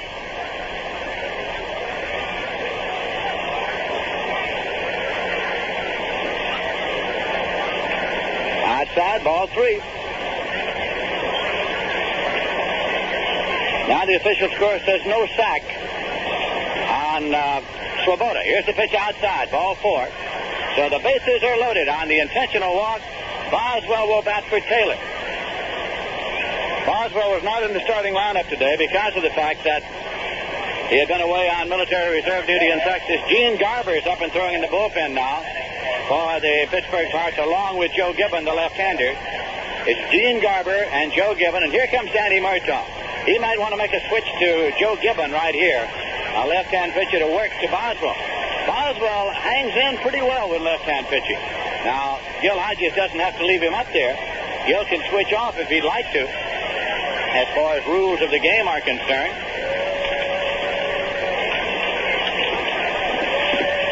Carpenter's at the mound.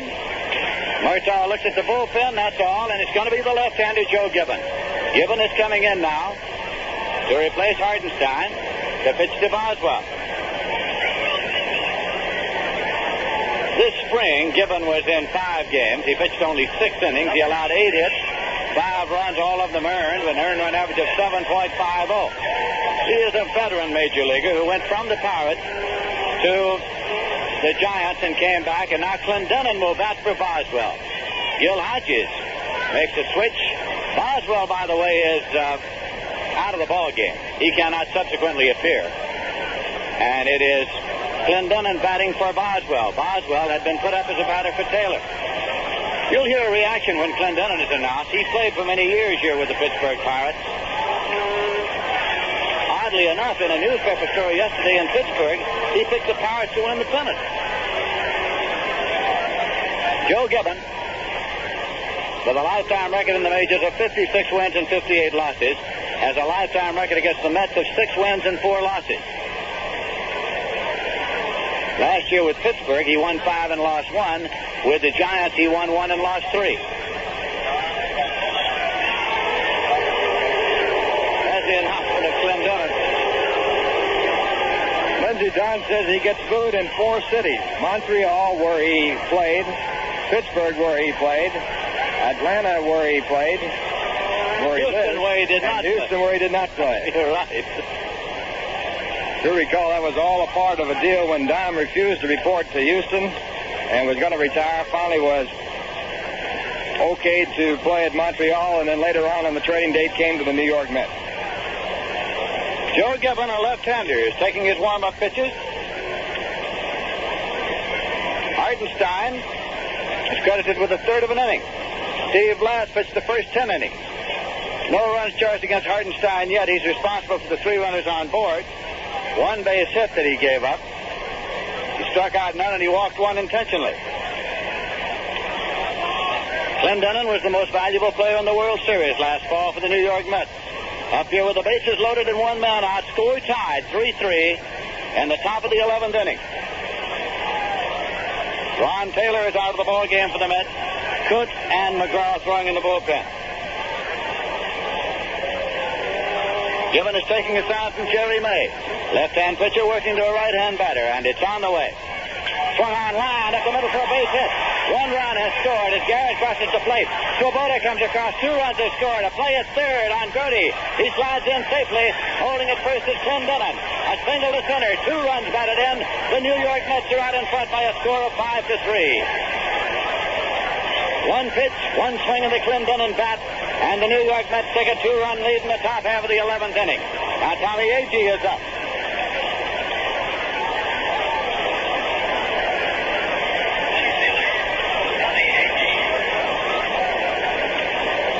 Agee is there. Jorgensen scored and Swoboda scored. Runners at first and third. Here's a swing and a miss for strike 1. So Mike Jorgensen, the rookie, delivered a base hit leading off, and he has scored the tie-breaking run here. Swoboda, who was out on an error, scored behind him. Grody is at third. Gibbon sets up. Pitch is low, and it's blocked. Rolls up a third base line, no advance. It hit in front of the plate and bounded off the chest protector of Jerry May, who kept it in front of him. It rolled up the third base line. No chance for Met runners to advance.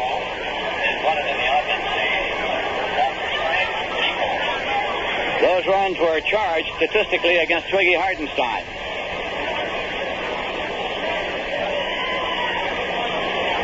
Mets 5, the Pirates 3. Gibbons' pitch is low. Jerry Grody's the runner at third. Don Clendenon's the runner at first. Bud Harrelson's on deck now for the New York Mets. There's a clean base hit up the middle off the bat of Don Clendenon.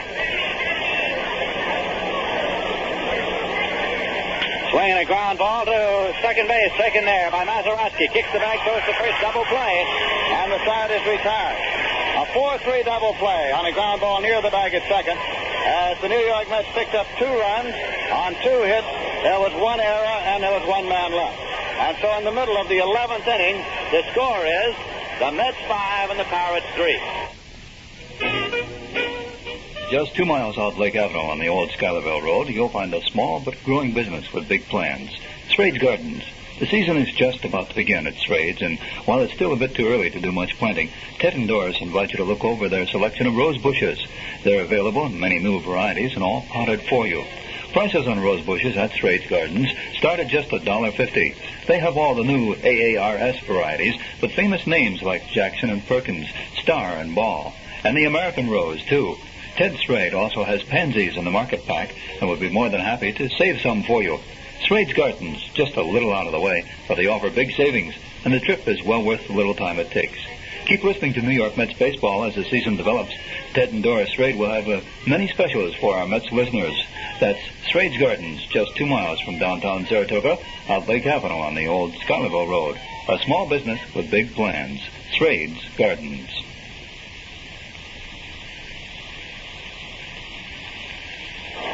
Tug McGraw has come on to do the Mets pitching now. Tug McGraw will be pitching for the Mets, facing the Pirates in the bottom of the 11th. Roberto Clemente, Willie Stargell, and Al Oliver scheduled up here in the bottom of the 11th for the Pirates. Mike Jorgensen, who delivered a base hit leading off the top of the 11th and scored the tie-breaking run, was making his first appearance at the plate this season as a New York Met.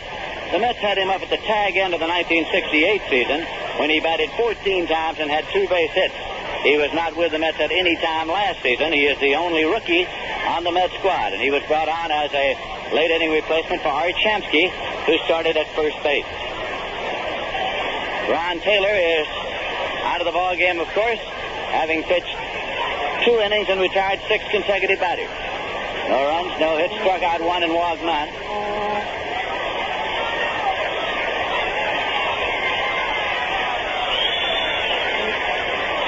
Augie Donatelli is asking the public address announcer to make an announcement asking fans to refrain from throwing debris onto the field out in right field. And here it is.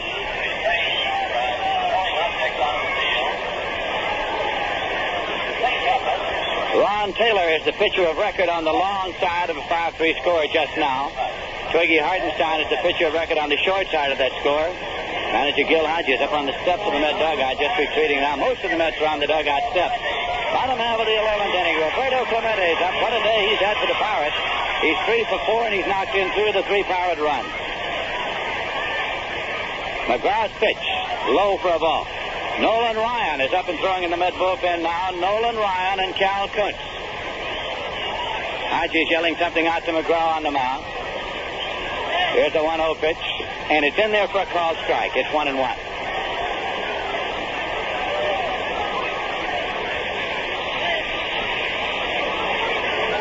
Big Willie Stargell on deck. This will be a 1-1 pitch. It's low, and McGraw goes behind, 2-1.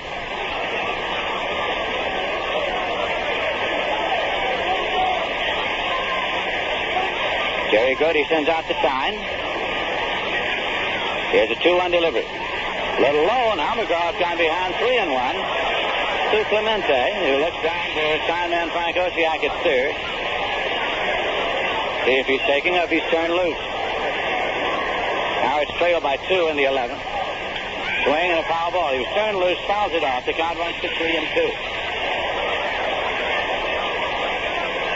Brad Elliott has 2 home runs this afternoon for the Minnesota Twins. He just came over to them from Ted Williams, Washington Senators, each with 2 men on. Brad Elliott, A-L-Y-E-A. Pitch is high, and it's a walk, a leadoff walk to Clemente in the 11th inning. So don't go away, it's not over yet. Willie Stargell coming up as the tying run at the plate. That is the first walk issued by Met pitching today. The first walk issued by Met pitching today comes in the 11th inning. Stargell, who hit 29 home runs last year, is up. Today he is grounded into a double play, flied to right, grounded into a forced play, and flied to left.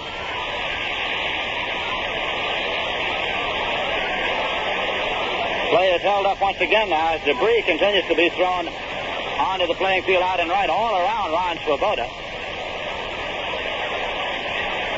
And so members of the grounds crew are being sent out there to try to clean some of it up.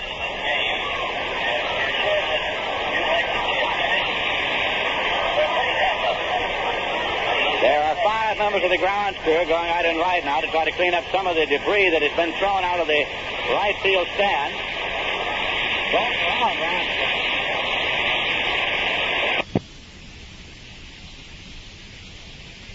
The umpires talk it over at home plate while Chris Pellicudis is out there in short right field. Meanwhile, Floyd McGraw continues to throw to try to keep his arm warm. Lindsay, there's a fella coming out with a box that must be, well, I don't know, 3 feet deep, about 2 feet wide, and I hope they're not going to fill that box up. We'll be here till the rest of the afternoon. Where's that? They could fill it up with what they have out there. Another fellow has a broom, and he is sweeping the warning track. I suppose the most crushed fellow of all must be a youngster who jumped down out of the stands and went across the outfield totally unnoticed and unmolested while they cleaned up the debris. Nobody paid any attention to him whatsoever. Stargell is leaning on his bat at the plate. New York Mets and the Pittsburgh Pirates will be playing here again on Thursday night. We'll be on the air at 8 p.m. New York time to bring you that one. Then the Mets will move on to St. Louis. They'll play Friday night, Saturday afternoon, Sunday afternoon. Then the Mets will come home to New York. They'll open up at Shea Stadium 1 week from today. That's Tuesday afternoon, April 14th, the Mets and the Pirates. pitching coach, Rube Walker, has been out for a word with Tug McGraw. Walker's coming back to the dugout now. McGraw continues to throw. Now the grounds crew is leaving the field, and we're just about ready to resume play. The Mets are leading the Pirates by a score of 5-3. The Pirates are batting in the bottom half of the 11th inning. There is nobody out, and Roberto Clemente is the runner at first base as Willie Scargill steps in. There have been no pitches yet to Scargill. Play was suspended before a pitch was made to him.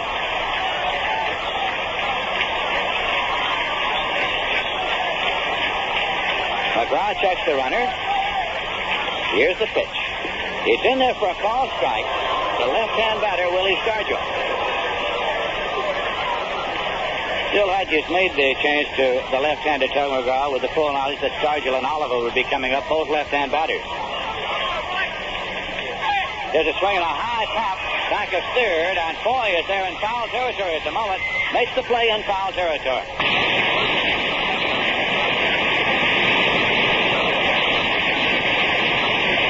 Fouled out to two, left, and grounded out second to first. This is his second year. Mike Jorgensen, first baseman, playing behind the runner. It's not Clemente's run they're interested in. It's the run at the plate they're interested in. That's the tying run. Here's a swing, a foul ball, and it's the play. So Oliver gets fouled out into the alley coming up. They will build up again as youngsters come out onto the field. Now to strike one. They can't alley at the plate. McGraw started him off with a big curveball. Now we're going to continue play with Park policeman in the warning track in the outfield.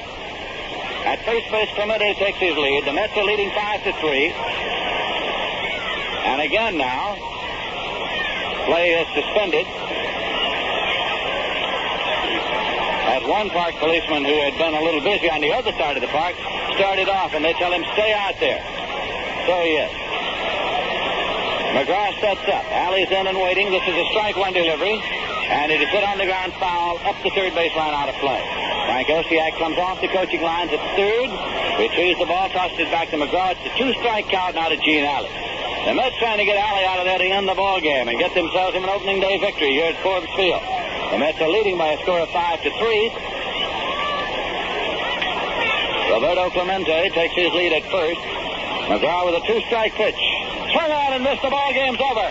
The New York Mets, for the first time in their history, in their 9th year, have won an opening day ball game, defeating the Pittsburgh Pirates in 11 innings. In the 9th inning, however, in the 11th inning, no runs, no hits, no errors, a walk and one left. And the New York Mets are the victors by a score of 5-3.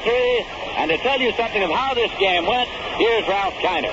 Well, it's only fitting, I guess, that the Mets win their first opening day game in a park where they won their very first game in 1962 after 9 consecutive losses. It was an exciting ball game, well played. The Mets got 2 runs in the first inning off starting pitcher Steve Blass. Pirates started up with a run in the first and a run in the second, and it was 2-2 until the Mets then took the lead by scoring a run in the 6th inning. It was again tied up, and it went that way until the 11th inning. Strong pitching by Steve Blass to start the ball game. He went 10 innings, gave up 3 runs, allowed 9 hits, struck out 9, and walked 2. And the losing pitcher in the ball game was Chuck Hartenstein, who came in the ball game in the 11th inning. In that 11th inning, Mike Jorgensen, who was put in the ball game for defensive purposes, came up to bat for the first time. He singled into left field off the first pitch made by Hartenstein. On a play, Ron Swoboda tried to sacrifice the runner down a second. He bunted the ball right in front of the plate, and the big play of the ball game was when Jerry May threw the ball high to second base for an error, allowing runners to be safe at both first and second on that throwing error. Wayne Garrett then laid down a perfect sacrifice bunt to put runners at second and third, and then Jerry Grudy drew up was walk to load the bases. Then manager Gil Hodges decided to put in Ken Boswell to pinch hit for the pitcher. Boswell went to the plate, and then Joe Gibbon was brought in, a left-hander, to pitch to Boswell, but Boswell never got to the plate as he was taken out, and Don Glendenin was inserted in his place. And with the first pitch by Joe Gibbon, Don Glendenin singled sharply through the middle of the diamond to drive in 2 runs and give the Mets a 5-3 victory. So the Mets out here winning their very first ball game and winning it in their ninth-year opening day first ball game win. Tom Seaver started for the Mets. He went 8 innings, allowed 3 runs, 9 hits, struck out 5, walked none. Ron Taylor picked up the victory in relief. He went 2 innings, did not allow a base hit, retiring all 6 batters he faced. And Tug McGraw came in the ball game to pick up a save as he worked 1 inning, giving up no hits and allowing no runs. 34,249 saw the ball game, and the Mets now have won their first game of the 1970 season. The line score of the ball game, the Mets 5 runs, 11 hits, no errors. The Pittsburgh Pirates 3 runs, a total of 9 base hits, 1 error, and they left 6 men on base. New York Mets Baseball has been a feature presentation of the New York Mets Baseball Network and Rheingold Extra Dry, the beer with a 10-minute head, and was brought to you by STP, the Racer's Edge, and by several local sports-minded businessmen who hope you have enjoyed today's game, and by the staff of WKAJ-FM 102.3 on your dial, who urge you to patronize the sponsors who make these broadcasts possible. Remember, you'll hear all the New York Mets games at home or away, night and day, on your New York Mets station, WKAJ-FM in Saratoga Springs, New York.